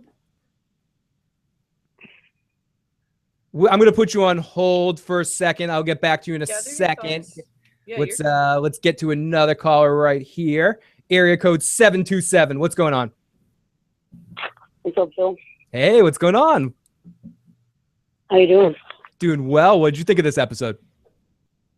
It was pretty good. The one thing I didn't like about it, though, is when John was looking at Ollie, I think he should have just poked him with his sword so his head exploded. That would have been pretty satisfying. I don't think anybody would have had a problem with that. I would have loved that. That's the only thing I'm not mad about. That I'm mad about the episode. Very good point, caller. Thank you. Candy comes out. Thank you so much. And let's take one more. Let's take our buddy SM. What's going on, buddy? Hey, what's up? Question, because I missed this. Well, to be fair, I watched the episode after it was over, so I had the option of fast forwarding. Could you sum up for me what Tommen and the High Sparrow were talking about? Because anytime I see Tommen on screen, it just makes me want to fast forward because he's such a weak little bitch. I had something else, but I forgot what my second part was. So no, definitely call back in. Tell me that. It was the High Sparrow going, could you bend over while I stick my hand up your ass and turn you into my puppet? That's Tommen saying, I guess so. I guess so. It feels good. It was him coming in going, I'm tough. You're gonna let my mother do this. You're gonna let my mother do that. Yada yada yada. And ultimately the High Sparrow just going, listen, look into my eyes. I believe you. Kyle, this guy's the teacher, and he's not just a teacher of children. He's a con teacher. Artist. Yeah. Well, okay. So he's a con artist, or, you consider him a teacher. We'll call him that, just to be nice. A cult leader, teacher, whatever. And so I gotta feel like if he's able to, okay, we'll call him a con artist. We'll just keep it there. If he's able to manipulate all these older people into, elevating him into this power position of authority in this newly formed church militia thing, then it's got to be really easy to manipulate this poor little child. Tommen's no problem. He's an idiot. He's putty for whoever gets their hands on him. You must add Joe talking about biting off balls when you do a Joe rant montage. Tell him to join the tell him to join. There's lots of material for join the Discord. Join the Discord. Oh, who is that? He's not. Oh, I'm sorry. I'm just reading some bits in there.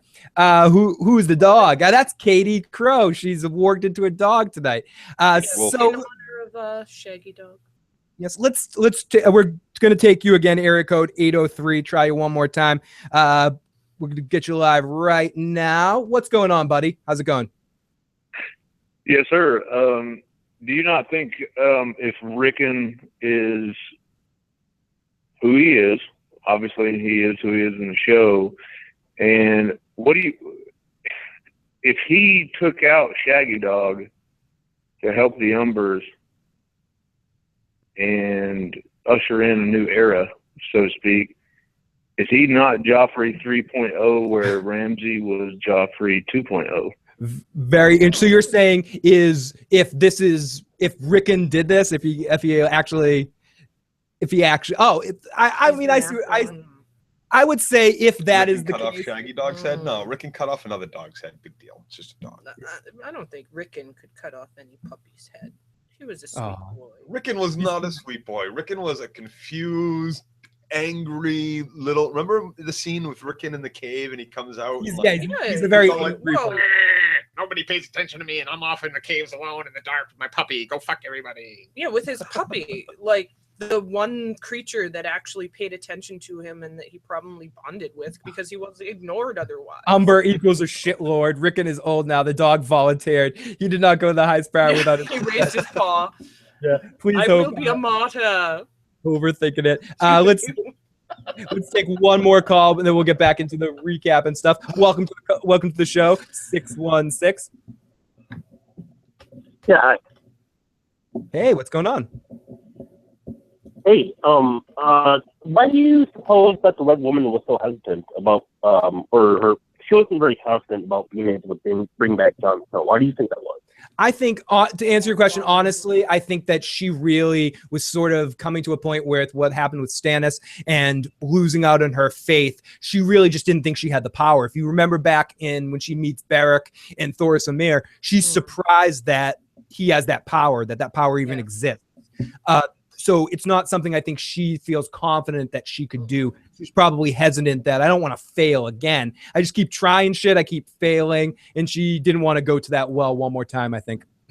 Yeah, like she burned a little girl in the end on top of all those other people. And it was all for the wrong cause. Yep. And it was her last ditch effort to, I think, at her faith. Yes, Osha is the prayer for Jon. If people don't know the names that we're calling people, because some people wrote there's so many people, so many names. Osha, we've said this a couple of times. Osha is the wildling that got brought in, the other person with a cloak on their head in that scene at the end. Rickon is the younger Stark brother that we haven't seen since season 3. Was it season 3? At the end of season 3, when he got separated from Bran. He's the youngest of the Stark kids, and he's also, Joe mentioned this a second ago, he's in the books, he's played off a little bit more like he has an attitude problem, he has emotional issues, he's very angry. Daddy left, they abandoned him. Yeah, and then they all died. He ignored, He's abandoned very his angry about child. Yep. I'm pretty sure the wolf died of other causes, and the Umbers are planning something, which is the reason they brought the head. Yeah, Osha's going to be tortured by Ramsay. I hope he doesn't touch her or Rickon. Poor Rickon. What a Do some ninja shit like she did before. Oh, I like that. Copy that. Where is that? Here we go. His next scene is in the High Sparrow spot. What is that? The last scene Tommen has was with his mother is "Make Me Strong." His next scene is in the Sparrow spot. Mm-hmm. Very good point. Everyone will think Osha and Rickon are the flayed characters. Nah. Osha kills Ramsay, maybe. Oh, that'd be very interesting. Okay, so let's get back to where we were in the recap, which is still very early. We come out. Jon comes out. He's a god, has a small pecker, blah, blah, blah. So then we get to our next scene, which we can yada yada through a little bit. But Sam and Gilly are on the boat. Sam is going to puke. Gilly's like, "You're all right." And I thought this was kind of funny. She used to think that the sea was in the sea, was like as far as you can see. But that was before I learned to read. Sam, are you going to throw up? Mm-hmm. I got something to tell you. Are you going to vomit again? Bleh. If anything, maybe this scene went on a little too long. It could have been cut for time. But anyways, if you like Sam and Gilly, it's a good Sam and Gilly scene. I think they were having a little trouble with time there, like the commenter said about the Tyrion scenes earlier. Someone said, I hate how episodes are only 45 minutes. I was a little disappointed about this episode because everyone's predictions were correct. No, not Gilly. Get it over with. Boo, Sam storyline. So the baby has aged a little bit, but not that much. At least a little bit, it looks like. She calls him the baby's daddy for a second here, too, just to kind of be like, yada, yada, yada. Okay, let's get the Tower of Joy. Okay, so enough of that shit. If people have any questions about the Sam and Gilly stuff, you can ask us for the feedback show, 781-990-8509, and we'll get to those questions. I don't have much to say about the Sam and Gilly stuff. It was what it was. We needed to get back to them. I don't like that we got back to them before we got back to Littlefinger, but whatever, we got back to them. Someone sink the boat.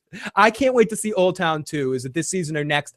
I say a couple people think they might see it this season. I think we're not going to see Old Town until next year. This whole season will be Sam securing Gilly with his family and all that sort of stuff. I don't think he'll reach Old Town, or I do think Gilly's probably going to end up coming with him anyways, but yes. I don't think that's going to happen until the beginning of next season. I don't think we're going to see Old Town. But that's just my perspective. Hashtag Gilly loves anal. Craster has weird not aging blood. That's why his kids become White Walkers. That actually makes a lot of sense. Gilly really annoys me for some reason, says Squee. I want to see Old Town and Horns Hill. I'm excited to see Horns Hill. I normally don't mind Sam and Gilly scenes, but this scene was pretty lame, says Timo. Oh, I mean, I thought this was kind of a charming scene. It was cute. Yeah. I like the actress that plays Gilly. I don't necessarily like the character of Gilly, but so something clever. about her I like. I'm so clever. I always like Sam. 2 girls, 1 White Walker. Oh my God. Gilly's child is the reason the White Walkers are coming. They broke the pack.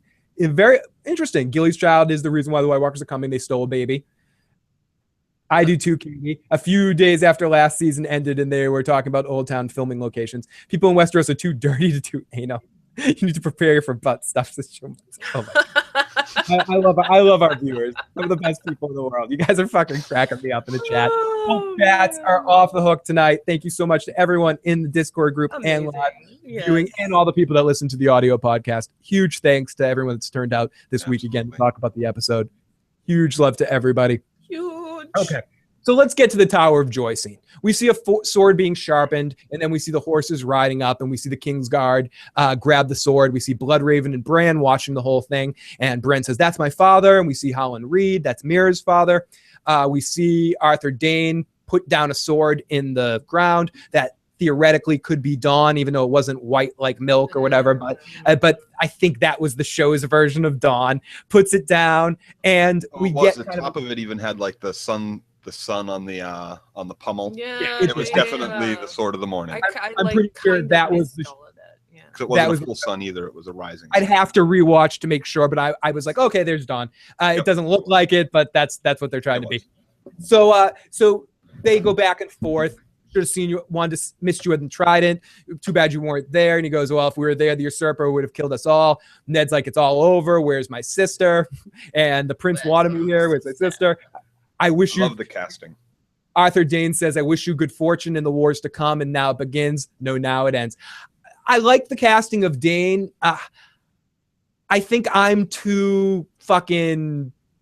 This is on me. And I said this last episode too.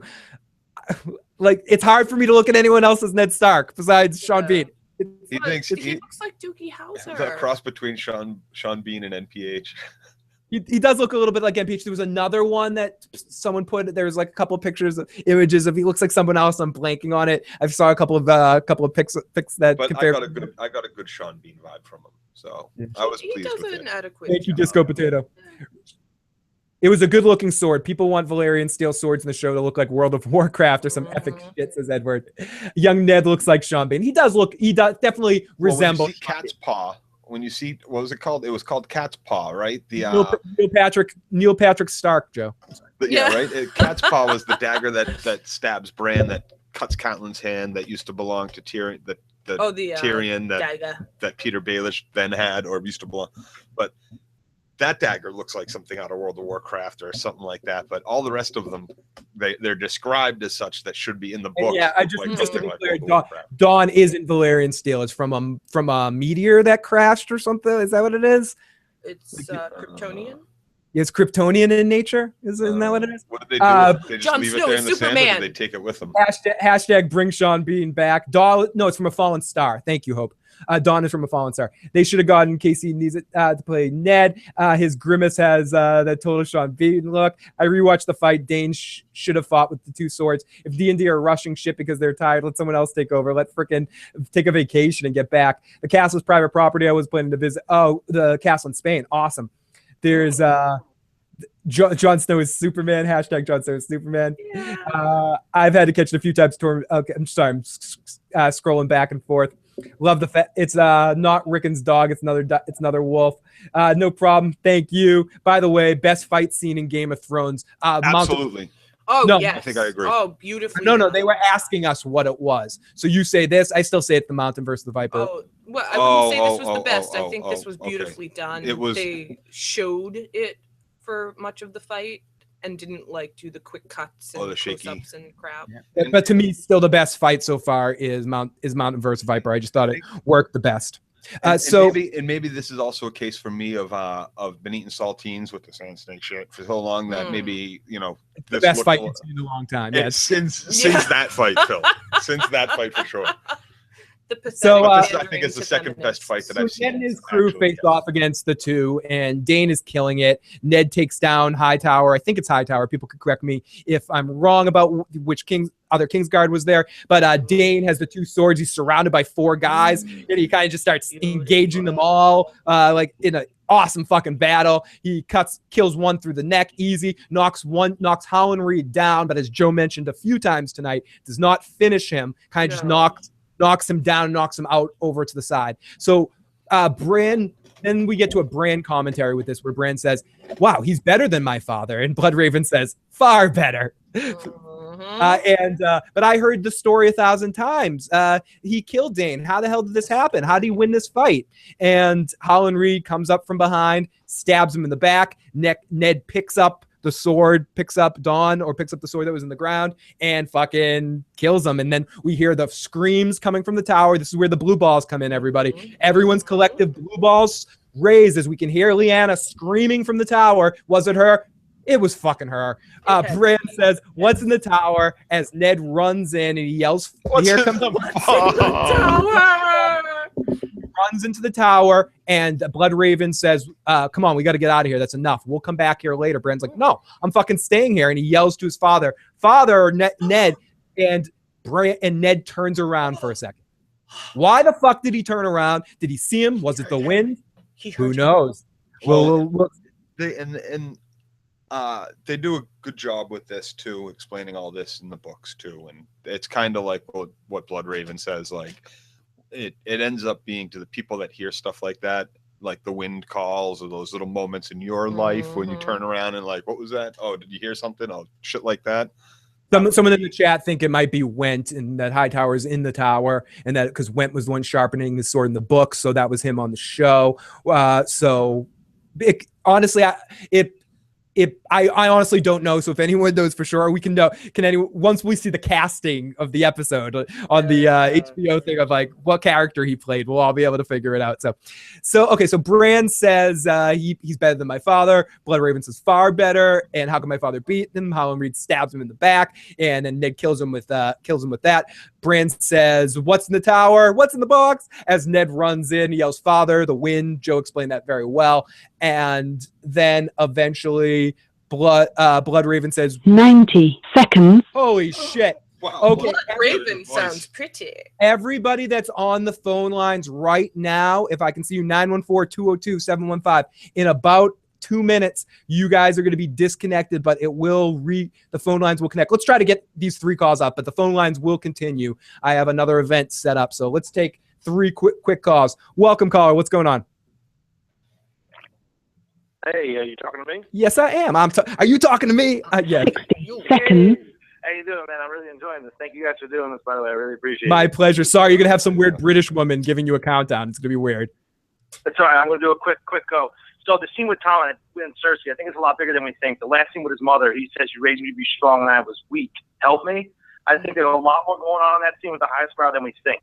I think what's going on is Cersei sent him there to play this game, to start playing these games. To set up the slaughter that's going to come in the next few episodes. I'd just like to know what you guys think and the rest of the fans. Thank you. Oh, I didn't even consider that really. I love that theory, and it would make sense with how friggin' ridiculous he seemed in that moment. Caller 715, how's it going? You're on the air. Hey Phil, hey Joe, I love your guys' show, man. I come here right after. I got a quick 10 comment. seconds. I think, do you guys think that pretty much everybody at the Night Watch is going to be dead because it kind of coincides with Ned's storyline, how Howland Reed, no one knows the truth that Howland Reed stabbed Arthur Dayne, and I think maybe, they'll be down the line, they'll say, oh, there was this man that came, the King of the Night's Watch, that came back to life after, during the war against the Great Others. What do you guys think? I definitely think you might be on something. Joe, what do you think?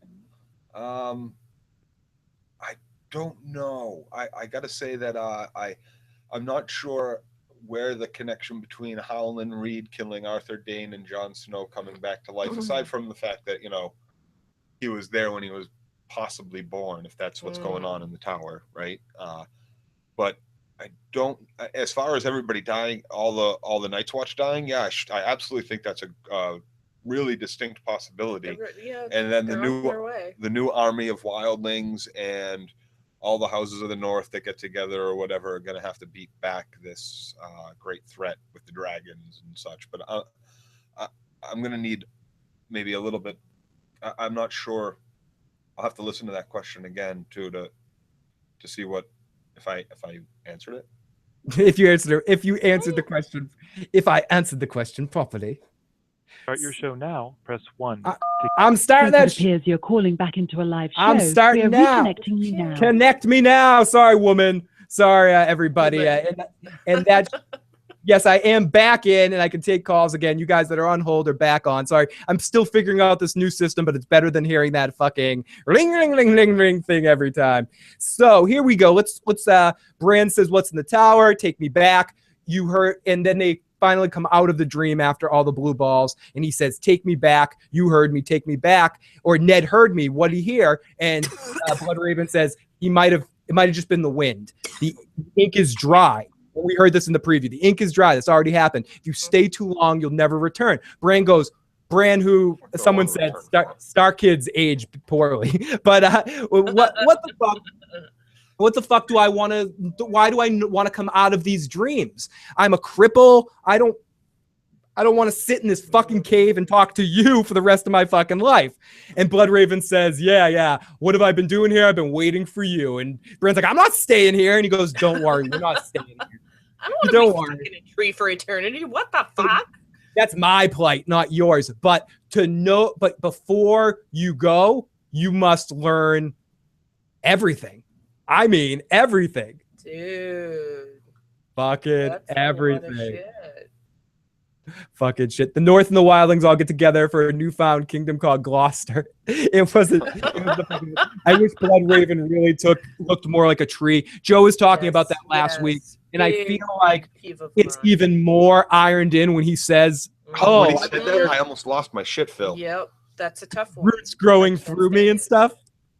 No, you're sitting in a fucking little hole there. Like, what are you talking it looks about? Like he could just be plucked out. There's nothing growing. Like, through yeah, he him. just has to open the door to his little fucking bathroom, like his tub door or some shit. Like he's sitting in a geriatric tub that has a nice little root outline to it. It's like I had one of those installed in my backyard to make it look like part of the woods, People in the chat are saying, is Phil, they promoted this season with half the Faces poster this season has been really a season of death. How many people are dying every episode? Oh, yeah, people are dying every episode. Martell's, Bolton's, Walder, Thorne, Ollie. It is going to be a season of death. Can you guys in the chat hear Joe all right? A couple people were putting Joe in the chat. I think your mic's fine. I think your little screen thing, your thing got disappeared. Your overlay. Technical difficulty. Yeah, your My overlay. overlay's been gone the whole time on mine. It hasn't. It hasn't. So everyone can hear Joe. I'm sorry. I saw a couple of people yell Joe in the chat, so I wasn't sure if Joe could not be heard. Joe hashtag Joe 2016. Joe Mama. Okay, so just wanted to make sure. Okay, so before we get to anything else, Joe or Katie, you guys want to say about Tower of Joy? Nah.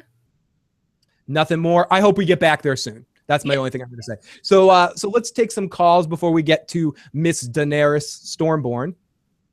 So area code 714, you're on. What's going on? How's it going, man? Hey, welcome. Hey! I just finished seeing the show, man. It was good. What's the thing with Jon Snow, man? What happened with that? I'm not caught up with the books or anything like that. But he quit the Night's Watch. This is new stuff to the point of this was. I don't know if it's, as a lot of people say, I don't know if stuff's going to happen the same in the books, but for the benefit of it, this was new. This was something that got speculated a lot. Is Jon out of his vows by dying and coming back? And that just confirms it that when I think he is. Mike drops, that he is on, he no longer is bound to that. His watch is fucking ended. Until my death. Yep. Doesn't say like last breath, I don't think so. So let's jump in a couple more calls. SM, what's going on, buddy? Hey, what's up? I just wanted to talk about the Arthur Dayne fight. It wasn't the best fight. I still say Mountain versus Viper was the best. I'm with you. But since I've heard that Arthur Dayne is like the very best, like, you know, one of the very best fighters of Westeros, it has done that. It has proven like better than any other, like, you know, character fights or whatever, that he really was the best. Because Brienne and Loras are supposed to be the best. They did a better job of showcasing that Arthur Dayne really was the #1 top dog fighter in Westeros in that one scene, and they have in 5 years of the entire show showing fight scenes with anyone else. Good point. Good point as always, buddy. And that's one of those things that I would actually wanted to say to Joe earlier in the episode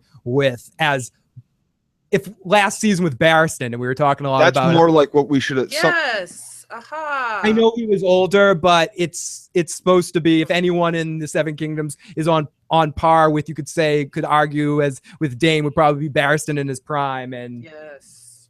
No, he was really given a bad, dishonorable death as far as what he should. Joe dropped the mic and pimp walked off like George Jefferson or John.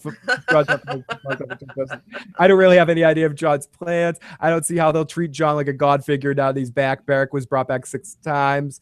But these aren't people south of the Riverlands either. That's where Barrack was brought back all these times. Was like down by King, like Acorn Hill and south of Harrenhal and stuff.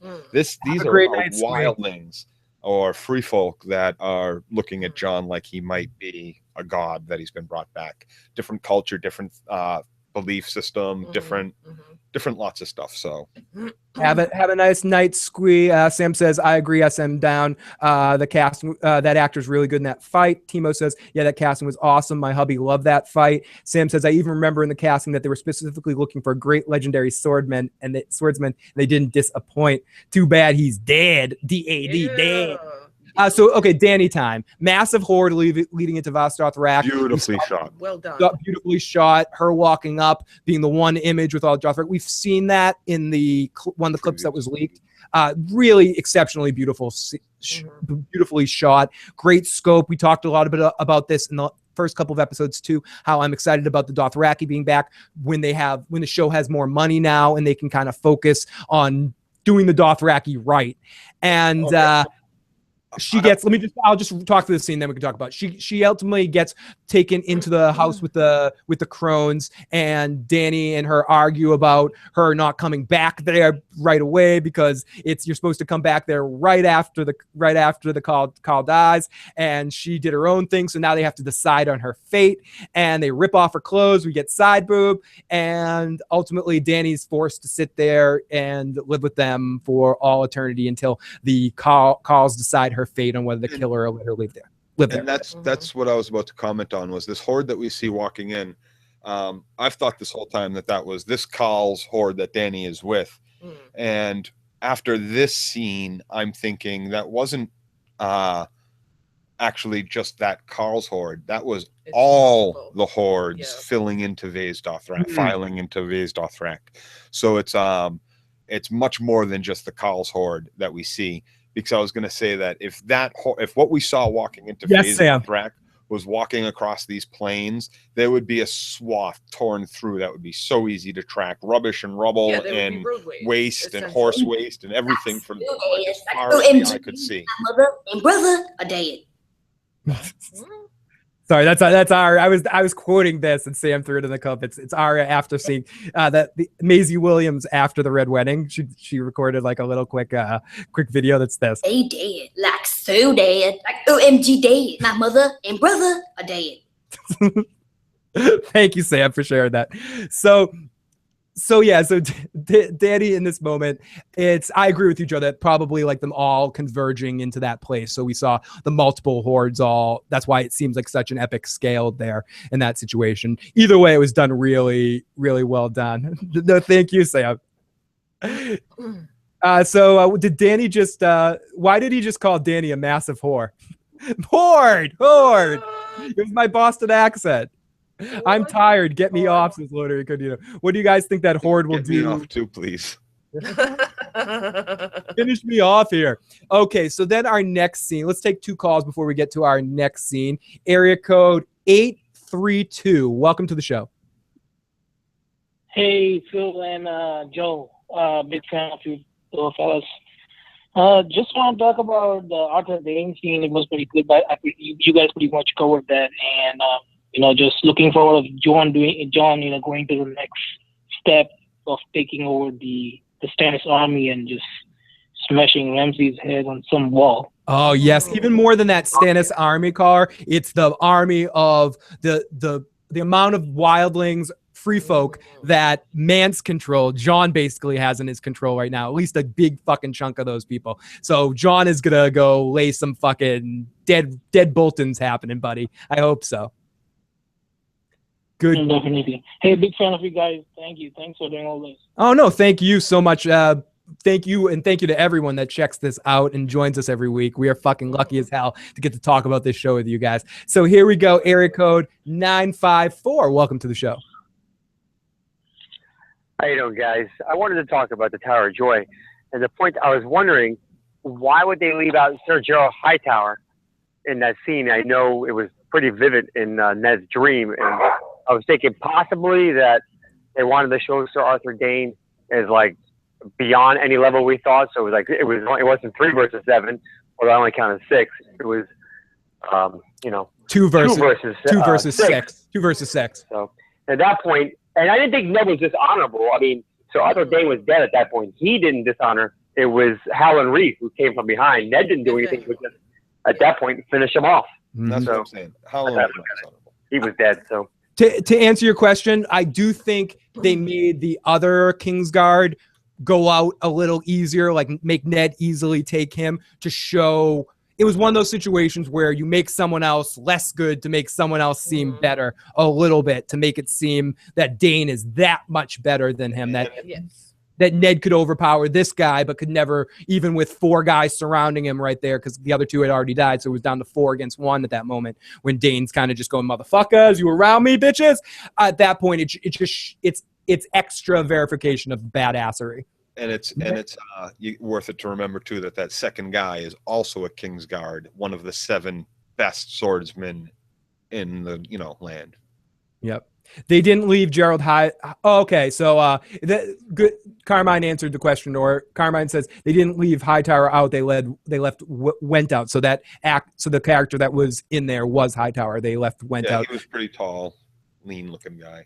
100 Noobs ask Joe if he awoke in the jungle and one person had to be there. Who would he choose, Ramsay or the Golden Knight? So of course, I have to choose one of those 2. I absolutely choose Jamie. Is that the Golden Knight? Is that the one? Is that the Golden Knight? Who's the Golden Knight?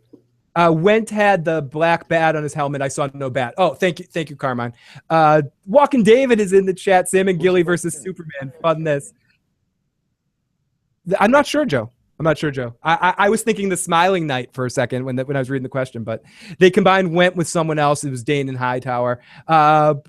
I thought it was the Shield. Is it disturbing that I'm attracted to Ramsay? There's a lot of people in the Discord group right now that would agree with bad you. boys. Come on, women love bad boys, and this only all that talk proves the point that treat them girls right, and you will grab a girl's heart forever. Carmine, don't lie. The truth is Carmine had some sort of attack once he saw Sam and Gilly on the TV. So that's why he can't be with us tonight. He literally needs a day to recover his use of the speech. He had more puke in his mouth than Sam had in that bowl.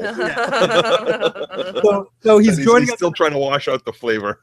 He's joining us in the chat, so that's why he can't be with us tonight. So we do apologize. Carmine will be joining us a few more times in the remainder of the season, but any episode Sam and Gilly appear, he automatically has this automatic response that his body starts convulsing, and it's horrible. We wouldn't want that. We wouldn't want that.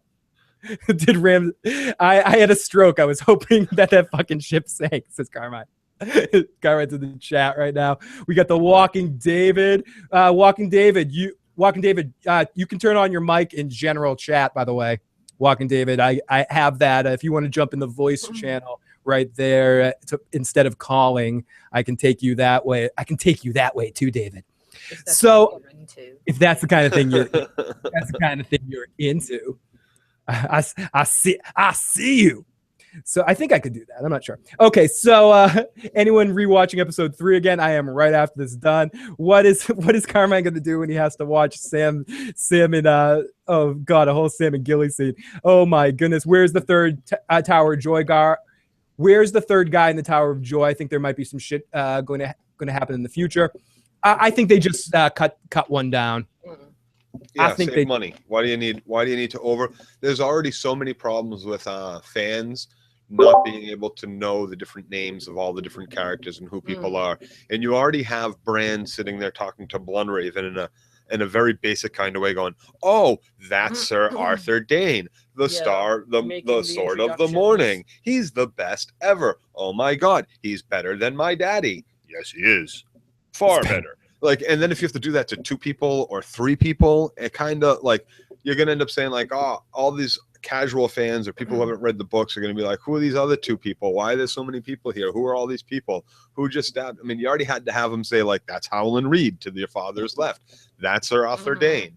I mean, we can't have them do it for everybody who's. I mean, George Martin does it, and he does it in 1,700 pages.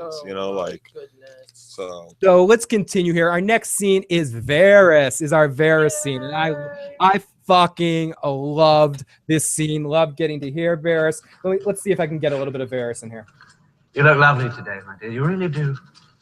How you climbed all those steps without breaking a sweat. You're getting. I am not a torturer. This is one of those things where I started to take notes for this. Oh, why didn't you play the leather clip first, man? Oh, I'm playing it all. I couldn't even give Varys justice from writing down his words. Only he can say them. I loved it. No, you skipped it. I think it comes first. Is what people deserve. Oh yeah, I did skip it. It's because I was late pushing record. I don't know how you've managed all that. My job is to find the right answers.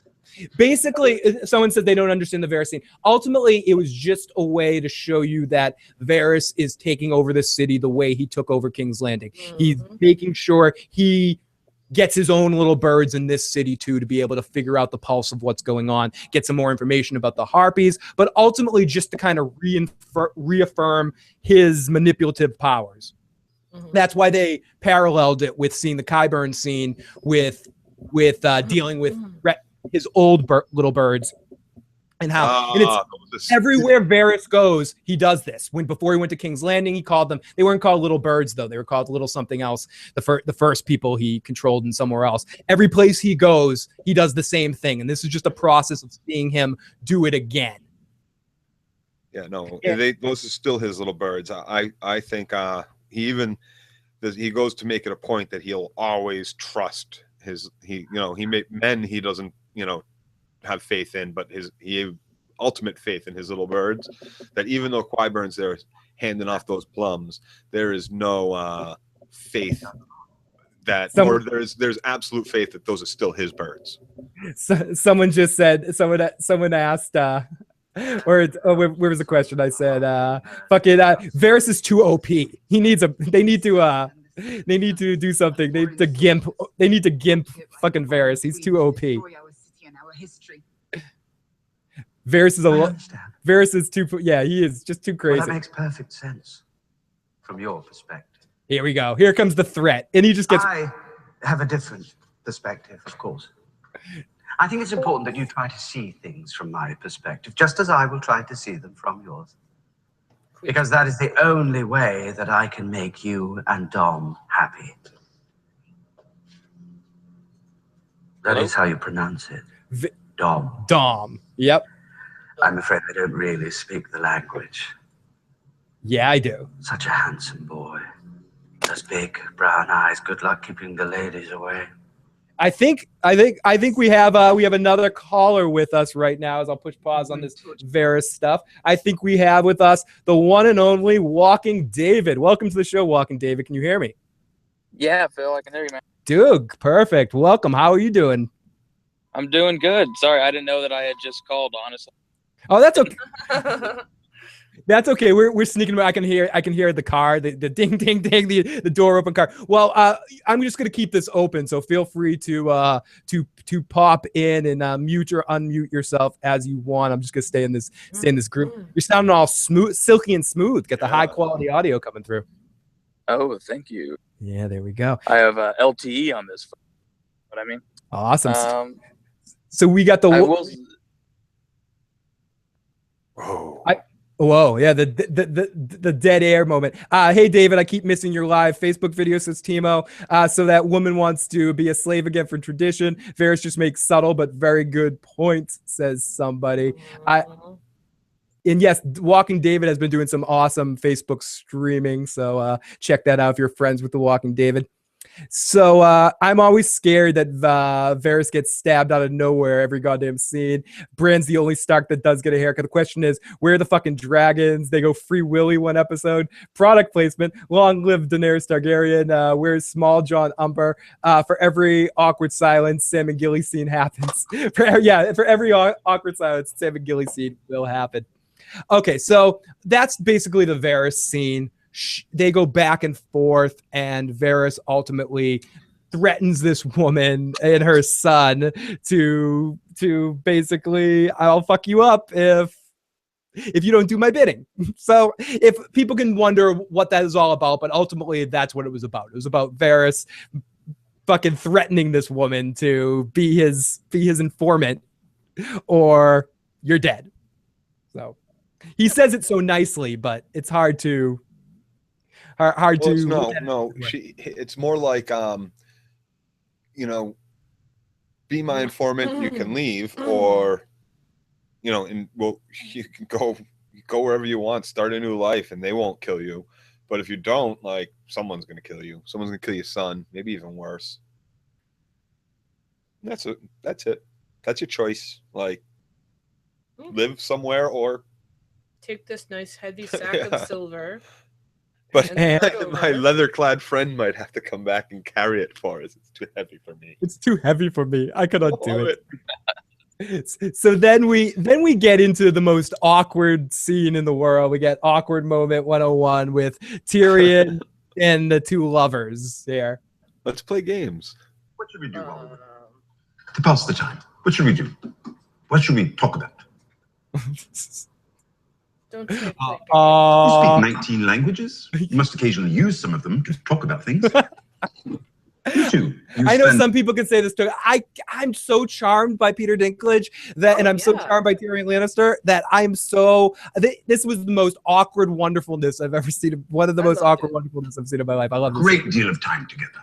What would you be talking about if I weren't here? Patrol. Patrol. When I am going on patrol with the Ansalit, what we see on patrol. Yeah, and he played this. We capture on patrol. That's good. That's something we can talk about. Pretty boring fucking relationship you have there, dude. We can talk about something. We can talk about, I don't know. What can we talk about? I don't know. David, what can we talk about here? I don't know.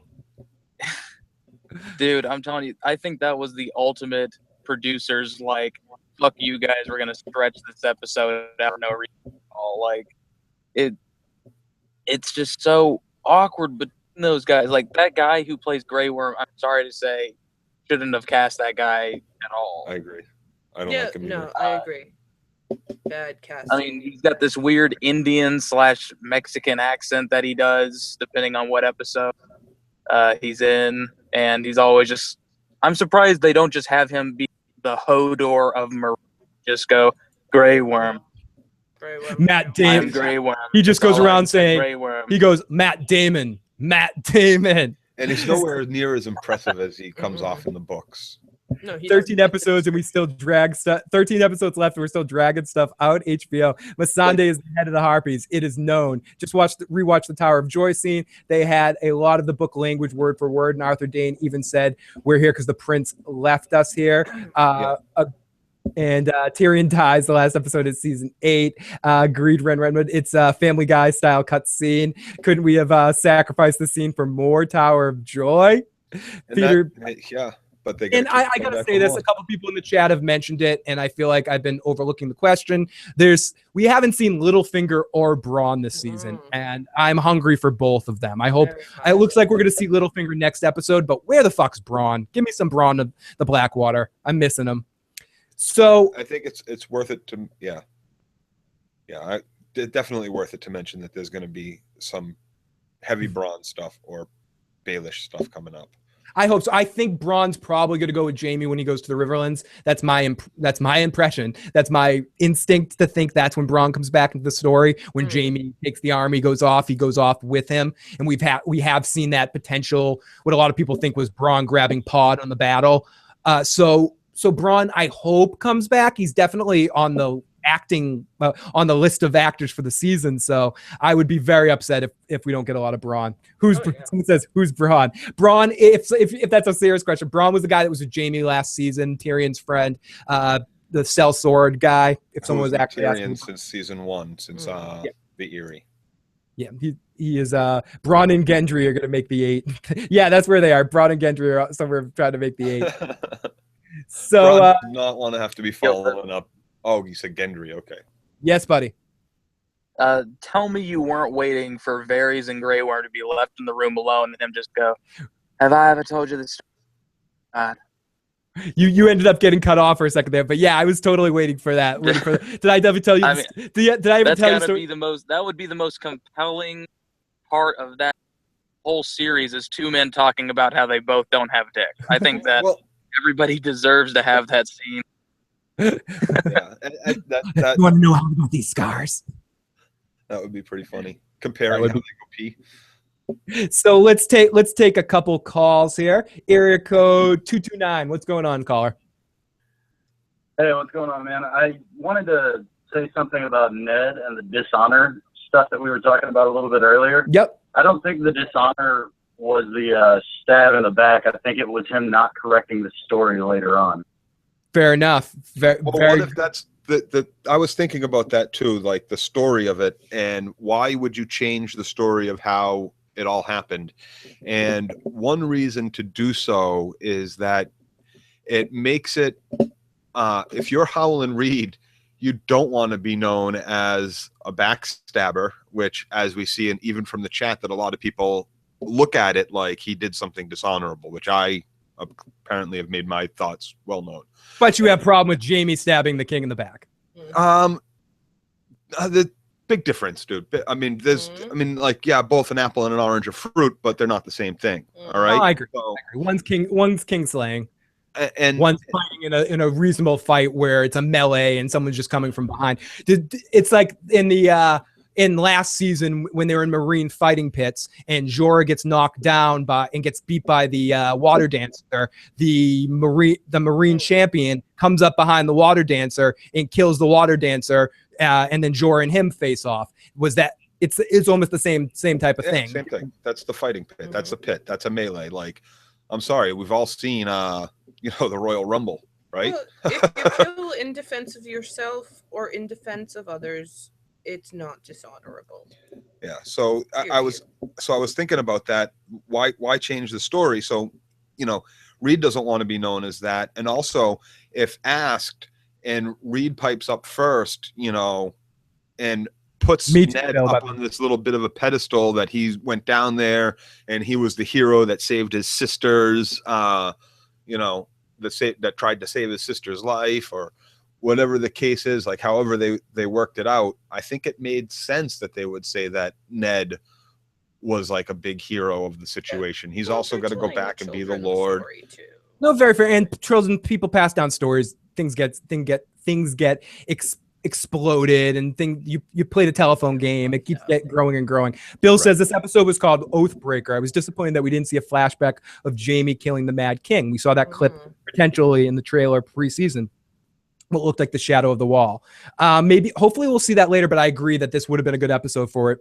Jaime saved 500,000 people. Hodor's dick is too big. Sorry, Arthur Dane's episode was not great. It ended too quickly. Hodor versus Robert Strong. Robert Strong, because he knows how to fight a little bit better. But Grey Worm, did I ever tell you about the time I visited the miniature guillotine factory? Ned Stark's sister was going to give birth to Jon Snow in that tower. I think young Ned Stark was a little bit of a cunt. The victors get to tell the history. I was about to say that, Fergus. Great point.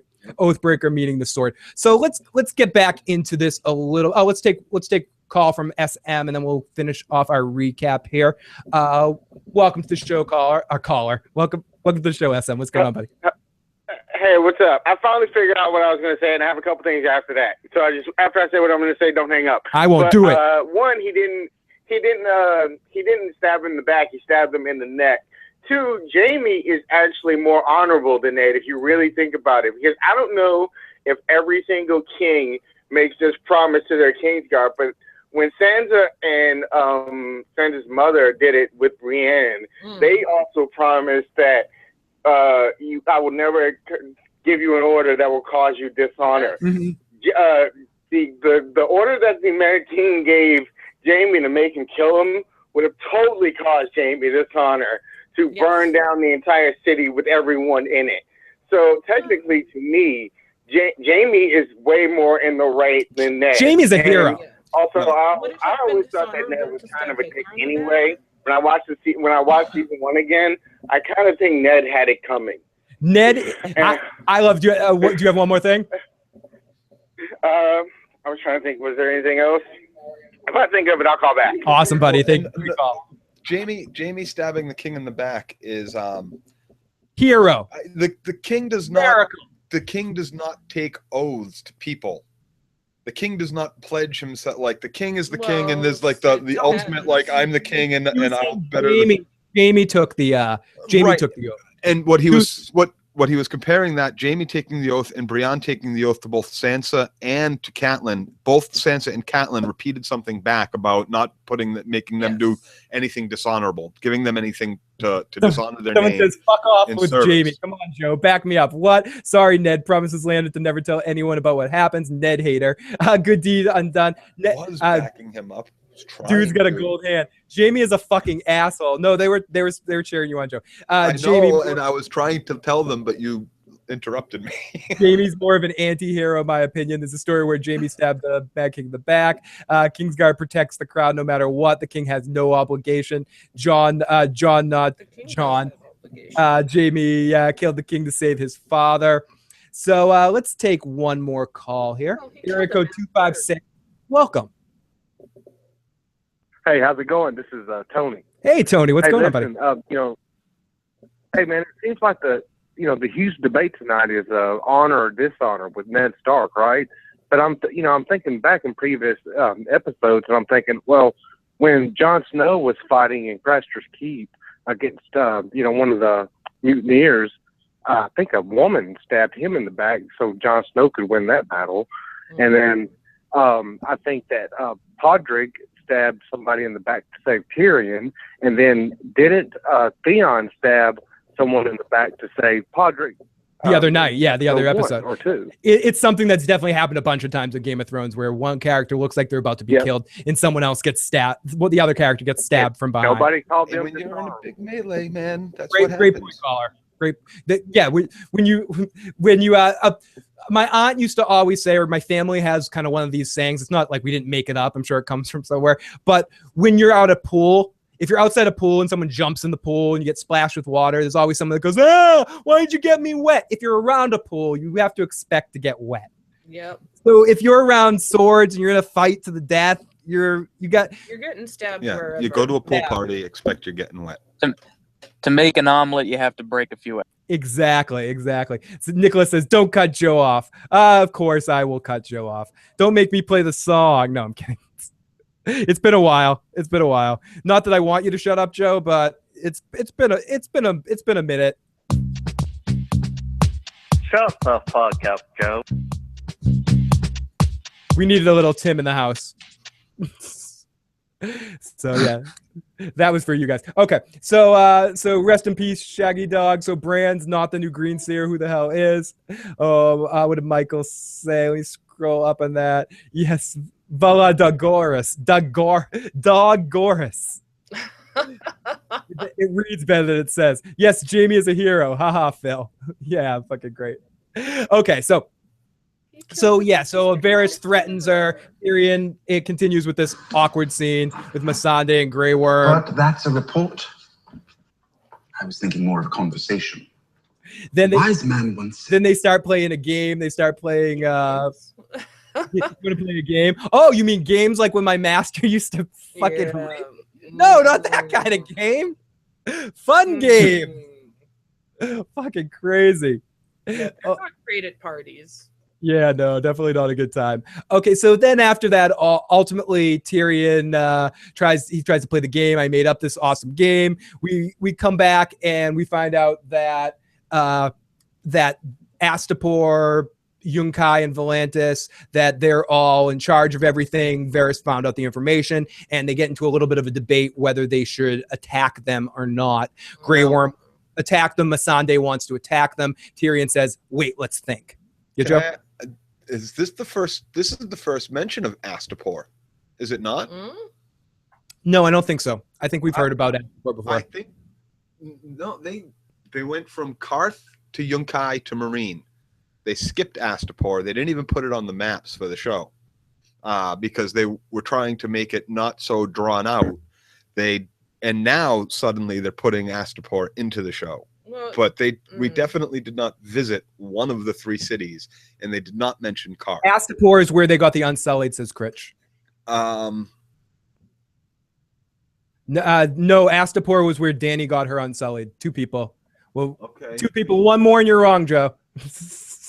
Wrong, Joe. Three. We got three people. I'm going with the chat on this one, Joe. Okay. Astapor was Dany's first destination. They got the Unsullied from Astapor. Totally thought Robert Aaron was blah blah blah. She took the Unsullied from them. Well, yeah, blah blah blah. Well, you can read this. Keep any of them straight. Yeah, John has a small. Astapor was where the House of Neckers were. Did she go to Yunkai? The question is, did she go to Yunkai in the show? Cut out Joe's cock. He was wrong. Okay. Get the No, ball. there's definitely one of That's them dramatic. she didn't go to. Get the ball. Volantis was surprising allied cities for the Harpies. We saw Volantis last season with Jorah and Tyrion. I'm with Varys and Tyrion, I believe. Yes, asshole poor. Cut it off. Cut off the dick. Yunkai was in one episode, says Alex. Karth to Astapor. Oh, I'm sorry, it's go by. Karth to Astapor to Yunkai to Marine. Is what people in the chat. She went to all three. Volantis, then. Yeah, Volantis she didn't go to. We saw Volantis with Tyrion and Varys. So here we go. Donate Podrick's dick to Jon Snow, someone. Come on. So our next scene is in King's Landing. Qyburn's talking. He's like really creepily talking to the rest of the kids and talking about how how these kids, how's your mom and dad? Or they're dead. These are all Varys' little birds. He gives them sweets. We like Varys. He gives us sweets. Qyburn gives them candy, plums. And I need you guys to keep doing the whispers for me as Zombie Mountain comes in. And this is just funny. All the kids start screaming. Goes, no, don't be scared. He's friends. I didn't even notice Cersei and Jaime coming in. And this we get classic Jaime Your Lannister. little birds now, Your Grace. What did you do to him exactly? I haven't been able to get a clear answer. Oh, a number of things. Does he understand what we're saying? I mean, to the extent that he ever understood complete sentences in the first place. He understands well enough. So tell him to march into the sept and crush the High Sparrow's head like a melon. People are saying 2 inches of snow. There's a lot of anti-Jon Snow's penis talk going on in the chat. I love it. I love that shit. So Jaime's a wise ass, amazing, and then Cersei tells Jaime that they need to improve the mountain. That he's good. That he'll fight anybody. This is where we start getting into our Clegane Bowl hype is going on in this scene, where Jaime. If someone is planning on making our losses their gains, I want to. Jaime ultimately, Cersei's kind of taking over the situation. Jaime's kind of just being the lapdog, like, hey, yeah. I can't wait to see the mountain kill some harpies. Yeah. Fun stuff. 2 inches of snow. It's fucking great stuff. So then we go to the High Council, where Olenna, Pycelle, Kevin's there. This corrects something question from last week. Kevin is the acting hand of the king right now. Pycelle is going off on a stupid Pycelle rant about, oh, you can't trust Qyburn. He's worse than Varys. He's this, he's that. I'm a stupid fart. And oh, excuse me. And I'm going. And Cersei in the mountain and Jaime crash the council. And the conversation just goes nowhere. It's just this is really an exceptionally fun scene going back and forth. It's one of my favorite scenes in the episode. It's played somewhat for comedy, but it's done really well. Yeah. Seeing Olenna go at Cersei. Listen, honey, you're not the queen. No one's the king. You've never been called the queen. You're not married to the king. So yeah, you ain't the queen anymore. I can understand why you're a little confused, sweetheart, with your family history. It can get complicated. By the way, did you guys notice that, like, Pycelle, like, right when looks at the mountain, like, did you hear him fart? Like he shit. Yeah, I wasn't kidding. He totally did. It was totally like, oh, excuse me, sorry. Just making sure it wasn't one of my friends while I was watching it. It might not have been mutually exclusive, David. It could have possibly been both. Fucking Alec. Oh, you smelly bastard. I love you, Alec. I don't know you, but you're a smelly bastard. Can you please talk about Arya? We will get there. We're very close to getting to Arya. I have a master's degree. He has a bachelor's degree from the Citadel. That was a fart. I heard a fart. It was a dick fart, said someone in the chat. It was a shot. I wasn't sure either. My dick was in your throat kind of fart. Jazz hands, dick fart. Who's that in my Iron Throne? That is Dr. McCoy from Star Trek. Game of Bones. Yeah, that's Bones there. Pussy farts from Cersei. Gregor did not like what Jaime said about him. Creepy head swirl. Yeah, it was fucking creepy. Marty farts a lot. Oh, me too. Great balls of fire. Yeah, that was more of a poo than a fart, says Sam. No, his fart was more like a squeak. He didn't fart, he pooted. Oh my god. Great stuff going on in the chat. Do you think Stannis is the rightful king? Not anymore. No. Was he at the point? I think he was Robert's rightful heir. If we want to go by the letter of the law of he was next in line for Robert since none of his kids are his kids, and except for the bastard. So it would go to Stannis. So yes. So we talked about the scene earlier. They all come into the High Council and they all leave. Everyone else leaves. You don't have to stay here.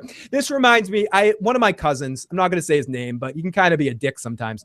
And we got into he was being a real asshole and came into my house and was like talking shit to someone that he was dating who was my friend. And he's kind of like talking shit to her. And I'm like, if you're going to do that, get the fuck out of my house. And he goes, oh, you can't kick me out. My grandmother lives upstairs. So instead of leaving, I'm gonna make my girl sit outside, and I'm gonna go upstairs and sit at the kitchen table. So fuck you. You can kick me out, but I can't leave. And it was kind of almost a moment like that where they were like, yeah, we're gonna sit here anyways. What do you want? Should we talk about anything? You want to play a game or something? Funny situation. I just had to use that as an excuse to fucking shit on one of my cousins. But whatever. It happens. It happens. Hashtag he's an asshole. So let's continue. So anyways, sorry. Do you know what's great about this is that there's no chance anyone from my family is going to listen to the 2 hour and 15-minute part of a Game of Thrones podcast. So this will never actually be heard by anyone in my family. And if it is, I'm kidding. I love you. Okay. So. Hey, did you talk about me after you talked about No, dude. I was talking about my other cousin. Yeah, the other cousin that did that. Yeah, okay. that other guy. Yeah. That other asshole. So here we go. Have a good night, Kate. It's great for you to pop in. Oh gosh, Mr. Kyburn's neighborhood says, "Welcome to kids. You want to take off my shoes for me?" Okay, so Tom. Then we already kind of talked about this scene too. Tommen asked the High Sparrow to see Cersei. This could be definitely looked at or viewed as that. I liked what one of the callers said, that maybe Cersei put Tommen up to this, and this was a manipulation of sorts from Cersei's end, something to further along her plan. But if we take this earnestly, Tommen went in there all angry pants to, I'm angry, I'm going to tell you off, yeah, blah, blah, blah. And he got charmed by the snake-tongued fucking manipulator of the High Sparrow, who just kind of talks to him like, listen, buddy. Listen, kid. I got love for you is more real than anything else in this world, because it doesn't come from FSKE, tons of love. Love, love, love. You felt it. You're right, it is. You see that when she talks to you. Suck it. Yes. Suck it. Great gift. So they go back and forth. I'm not going to play that scene, but it's a very good scene of him manipulating Tommen, or Tommen possibly manipulating him. Where do you go on that, Joe? What are you thinking about that one? I thought it was another, King Luther? like you said, him walking in like bratty little king. Give me my wife and let my mommy see my sister's gravesite and blah blah blah. But no, I like the caller's thought that there's a little manipulation going there, that Cersei sent him to his mama's puppet. Yeah, so I'm liking that, and I'm hoping that's the way it goes. We got you're like my grandfather. Yeah, your grandpa was an asshole. Sansa Stark, Queen of the North. Yes, we do suck. Thank you, troll. We fucking suck. We're dumbasses. I agree. I think I'm a dumbass. Joe, aren't you a dumbass? Better be. Yeah, if I'm not a dumbass, this planet's in trouble. Exactly. So let's continue. Thank you. We'll talk to you next week. Thank you so much for checking in. Tommen is very impressionable. Yeah, I just think he's a fucking sucker. High Sparrow is a TV televangelist from the 80s. We are fucking hippies. Who's that fucking refugee that's talking shit? If Shaggy Dog's head was just a bad prop, why didn't they spray paint Greywood's prop? Very good question, Amy. The Queen Regent, Joe High Sparrow. Tommen will die. John has a tiny dick. Yeah, Tommen come sit on the High Sparrow. Come sit in the High Sparrow's lap. Sam says, no, we're not. Thank you, Sam. I love you. You are awesome, Sam and Timo. Lots of love to you. I'm drinking a little bit of wine, so I'm easy with the I love yous. Sam, I love you. You're nice. You're so nice. No, but thank you so much. Fuck Gilly, dude. I'm sorry. Like right after Ollie, I hope dies too. What a waste of fucking space on the screen. We only have so many episodes, David. What are they wasting time for? Did you know that I found out what the words? Because I saw some marks on some paper. It's like, shut the fuck up and get that baby out of here. Ricey Review. I agree with you so much, David. Ricey Review. You're giving me too much credit there. You're giving me too much credit. So Arya says, then we get, after this whole scene, we get to our Arya scene. Who are you? I'm nobody. We see her training, doing her daredevil training. Ultimately, she starts fighting back. It's an Arya fighting montage. It leads up. The wave starts looking proud of Arya.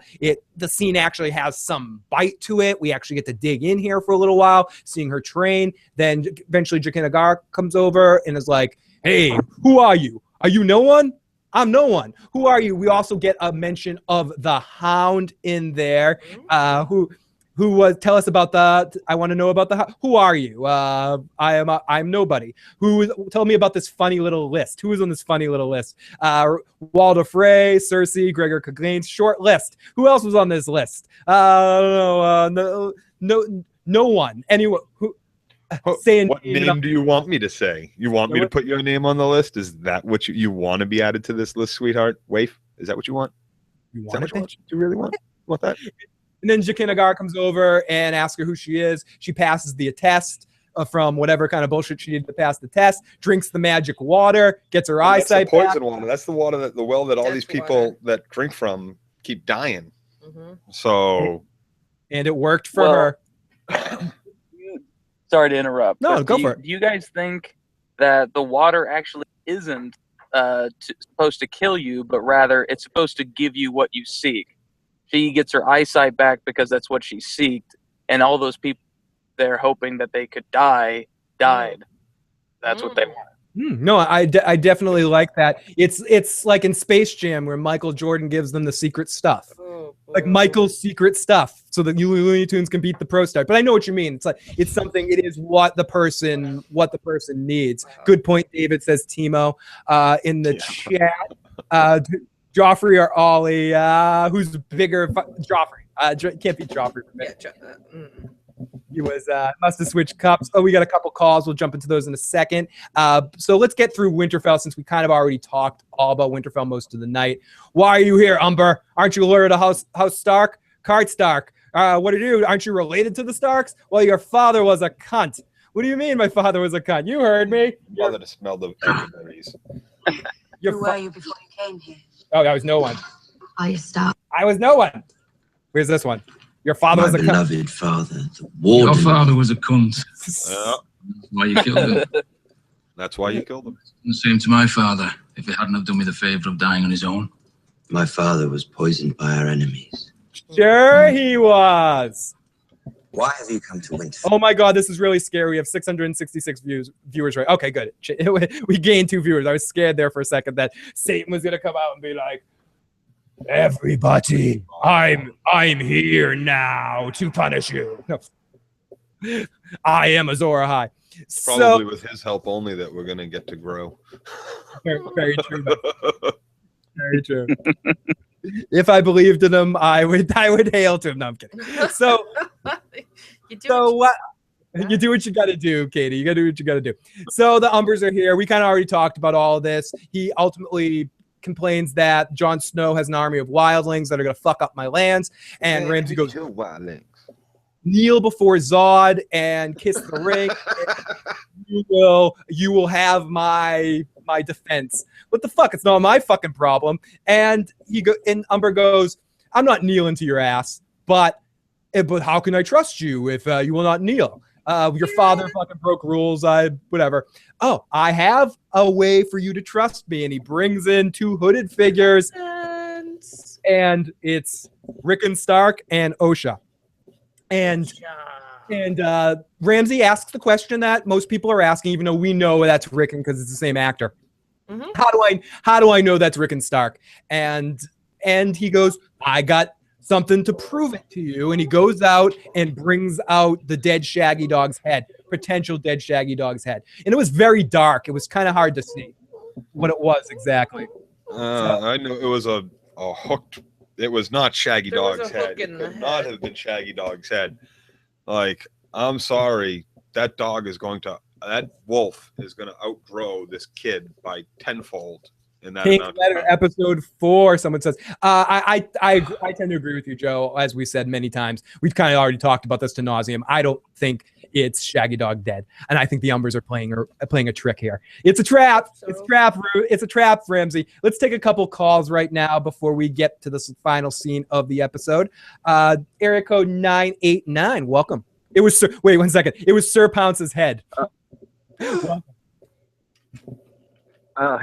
Phil. It's Bill. Hey, Bill. What's going on, buddy? I got two kind of predictions. I kind of want to know what you guys think the likelihood of them happening. The first one is kind of my hopeful one that's probably not going to happen, but What if Sam drops Gilly off at his house and his dad just cuts her head off because he's a wild man? How funny would that be? That would be that. Just to answer your question, that would be awesome. Well, yeah, it prediction that I'm hoping for, and this is kind of more honest, hopeful. I want to know what you guys think. Is if they have the flashback of Jaime killing the Mad King, like I think we saw in the trailer, I'm hoping that they don't miss the opportunity to bring Ned Stark back with Sean Bean as the flashback just for that episode. That would be really fucking cool. I agree with you. I agree with you on both points, Bill. Actually, I would love to see old man Tarly just fucking chop her off. That would be amazing. Chop her off. And Tarly would do something like that to save. He was threatened to kill his son, but ultimately, I think that. The father no children things, and she's going to be spouting like he's the father of my child. That could get him killed. Yeah. So maybe you just kill her. And she's a wildling. Yeah, I too. So let's take a couple more calls here. Whoa, this very easily could be a crazy call. So this is from area code 111. Welcome to the show. 111. Welcome 11. Can you? Hello, welcome to the show, caller. We lost them. That was from the number 111-111-1111. So let's take a very good point. It was a very good point. I agree, Dave. Great. Welcome. Sometimes silence is the best answer. Welcome, SM. You're on. Hello. Hey, what's going on, buddy? Hello. Yep, you're on. Hey, what's up, man? Oh shit. I was gonna say. The show confirmed something. Yeah, I mean, I knew everybody knew it, but in this episode, they confirmed that Robert Strong is Clegane. Yeah, they called him. what's his name actually said his name. I thought that was worth mentioning, like that they actually confirmed that now. Yep. No, great. And I had something else, but I totally forgot. That's okay. You can call back. We got the lines up. We'll make sure to get. I think that they're starting to narrow down the cast basically to who we're going to see as major players in the end, says Corey. That and John basically has to take Winterfell before the White Walkers invade. The North has to be united for Westeros to even stand a chance. Can he warg into 1-1 the Giant? That would be fucking awesome. Bill is drinking Dornish wine. Yes, I am. I am absolutely drinking some Dornish wine tonight, and I'm getting a little silly. We got our 1-1. We got 1-1 back. Welcome to the show, 1-1. What's going on? Hello, you're on the air. Can you hear me? He might not know it's him. That sounds like, if that's actually the number, that sounds like an internet call or something weird. Yeah. I will. I think they're having some connection issues because it gets disconnected and I can't actually hear them. But keep calling and I'll keep trying to get you on.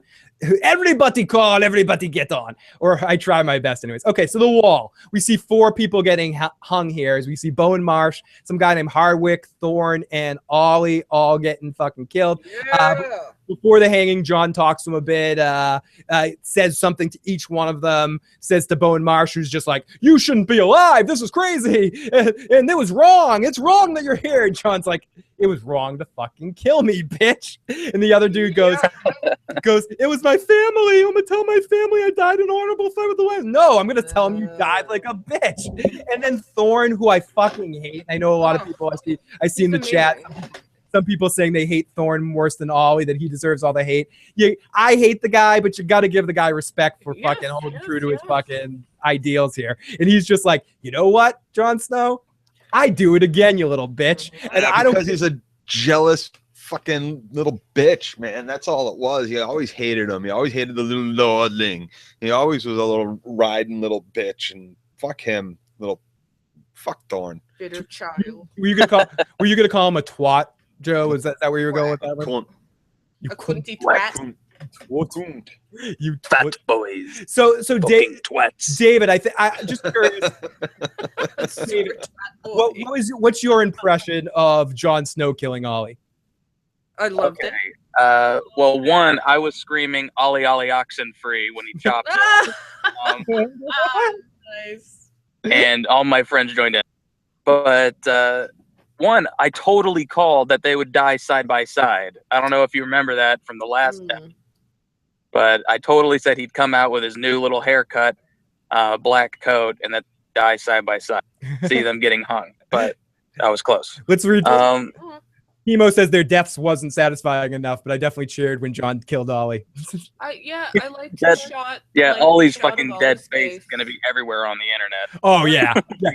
I think it already is. In the time that we've done this show, I think someone in the someone actually pushed it. It's everywhere right now. Will you write a letter to my mom? John gives him a go fuck yourself look. Yeah, I really liked it. I loved the hanging. I loved the faces. I only wanted a little bit more. Like sometimes when you hang someone, like the reason why they put the hoods over is because eyes can really bulge out. Like yeah, they start to look like Arnold Schwarzenegger in Total Recall when he's on the planet Mars. You know, and stuff.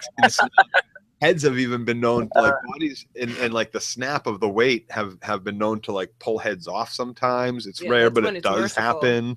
Like there's all sorts of like freaky shit that can happen with hanging. It's like, yeah, you do. That's what you want. There's a lot of chivying. It takes a while. Release of I was bodily just gonna fluids. say really quick. Go, David. Sorry, Phil. Go. No, go, David. Go, David.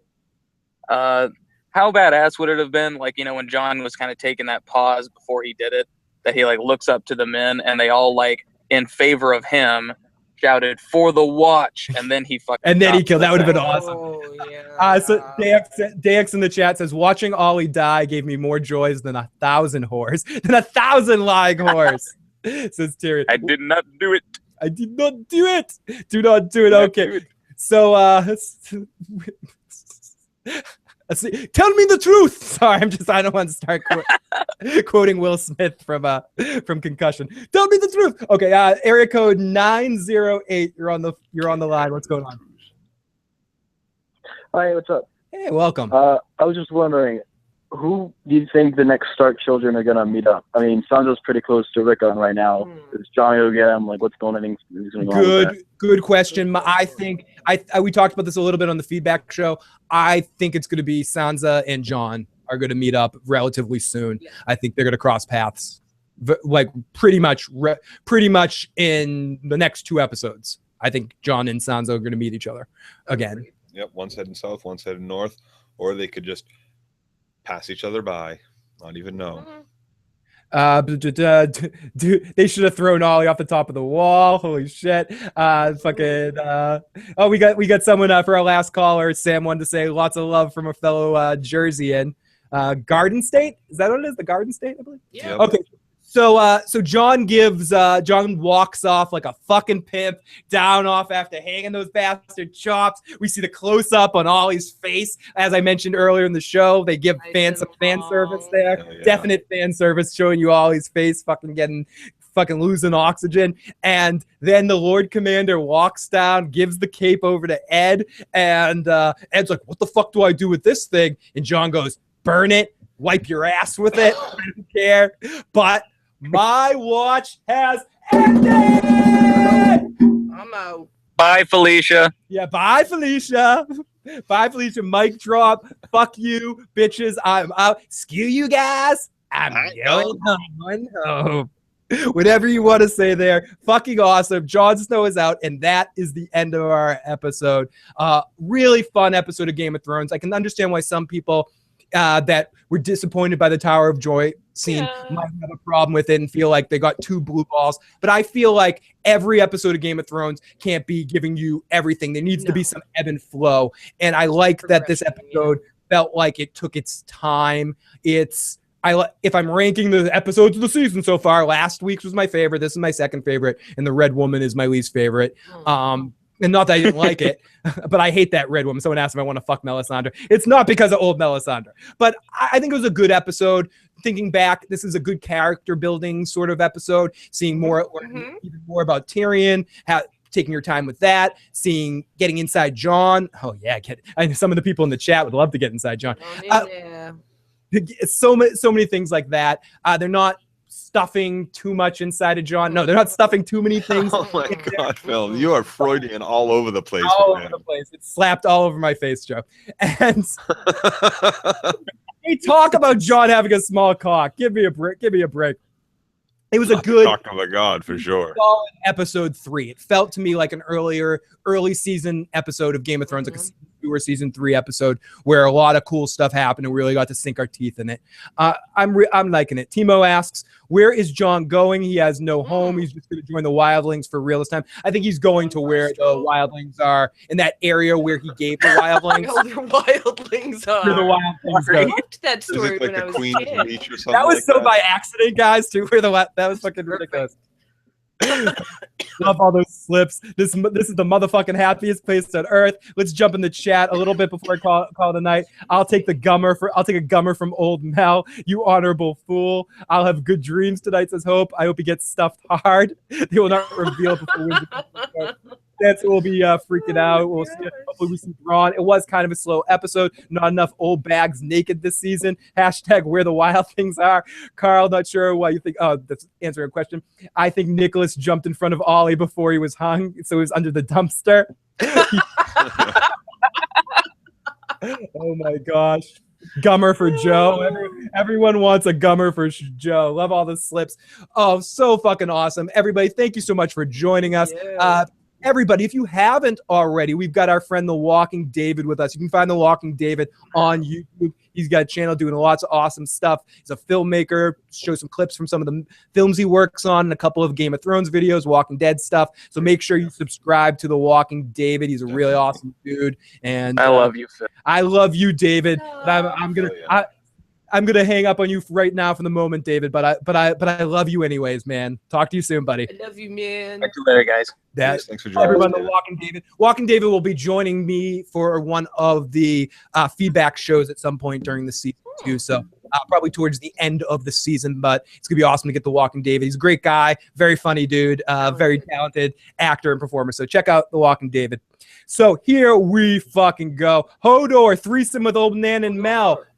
Holy fucking shit. So everybody, I'd like to thank everyone for joining us tonight. This was a fun episode. It's going to be a really awesome season. It means so much to us that you check us out every week and jump in the chat. Keep sharing it with the friends. Help us grow by sharing the channel with people you think will like. Add to our fucking group. Keep traveling past the mountain. Huge thank you to Devin and to Carmine as well for continuously promoting us everywhere. Huge thank you to you guys and to all of the fans of Red Team and Atheism is Unstoppable for coming over here and showing us love. It really means shit ton to us. So thank you, everybody. Can't forget him. Yeah, and Iron Throne for all the hard work. Al, Red Sox fan. Everyone in the chat. SMB Nova, Hope, Subby, Joe Madden, FSKE1, Cheeky, Johnny motherfucking Stark. Speaking of someone's channel you should fucking subscribe to. Subscribe to Johnny fucking Stark, giving you the Irish perspective of Game of Thrones. Love Johnny fucking Stark.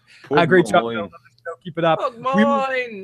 You guys are the fucking best. So everybody, if you haven't already, please hit that like button. Please hit that subscribe button. You can join us. You can also, we have a PayPal and also a Patreon that you can find the description for that in the description box below if you want to donate to the channel. We also have an address if you want to send us some gifts or a dead horse's head. I don't know, whatever you want to send us.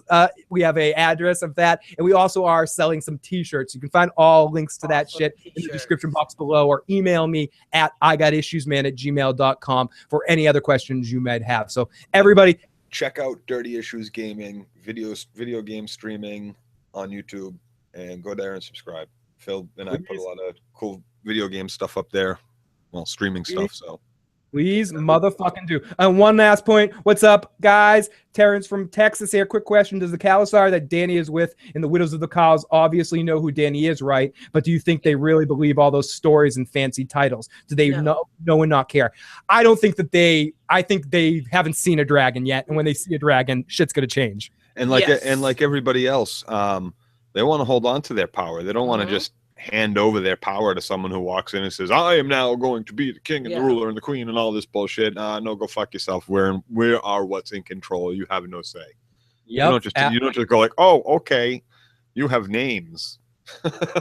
You are a leader. Red Team Review is my new boy, Red Team dude is my boyfriend. Oh, welcome. Welcome to the chat. Great to see you in the chat. I've heard you in the background before. Hodor didn't speak this episode. Story ruined. Good night, everybody. Why would you? Yeah, fucking horrible. And I think Goodbye, Felicia. No, everybody, thank you so much. If you have any questions we haven't gotten to and you want to get them in, you can call the voicemail hotline at, let me get that shit up, at 78, I'll put that up at the end here, 781-990-8509. That's 781-990-8509. Leave us a voicemail for feedback or send me a message, and we will get to it in our feedback show if we haven't got to it today. So thank you so much, Joe and Katie. Great job, guys.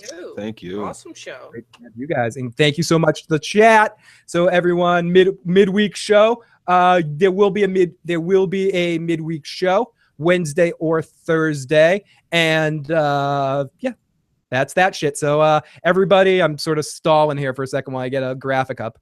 There we go. That is the number for our feedback show. Get your voicemails and texts in there. Everybody, have a great week. Talk to you next week.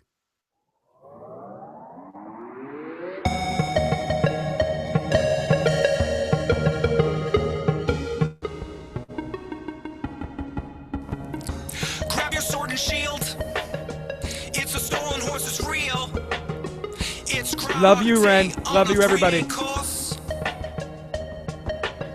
Final man starts to strafe. Keep this weapon. If you wanna be safe, run around like a stick in the mud. In the fairy rains, in the mouths of floods. It's funny how evil can push politeness. You can't fight. It's a time crisis.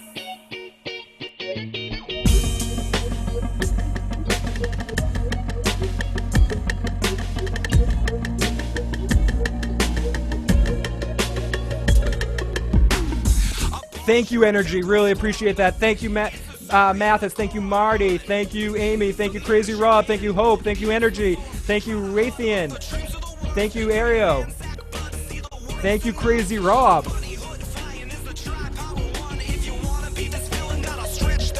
Thank you, Balerion the Black Dread. Scary fucking dragon. Peace, baby. So much love to you. YouTube. We got fucking YouTube in the chat. YouTube itself.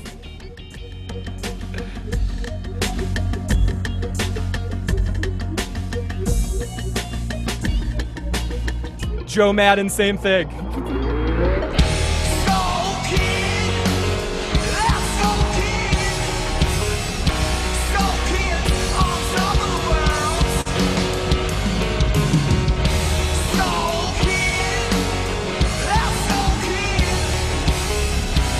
Thank you, YouTube. Without you, I'd have no place to fucking talk shit. Johnny Stark, you're legendary, brother.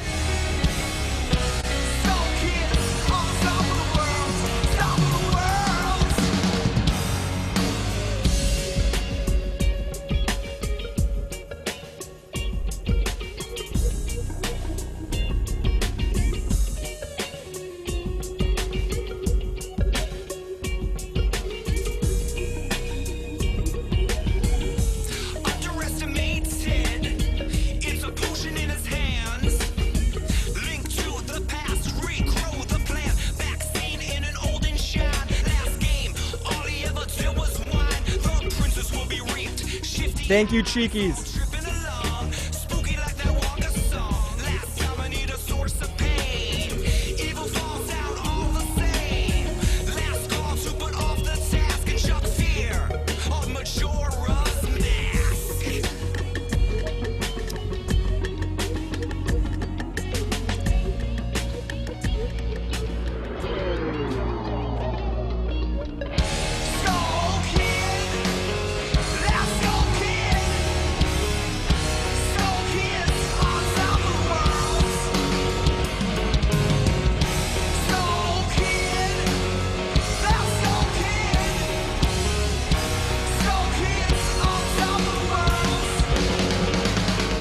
Me too, Ario.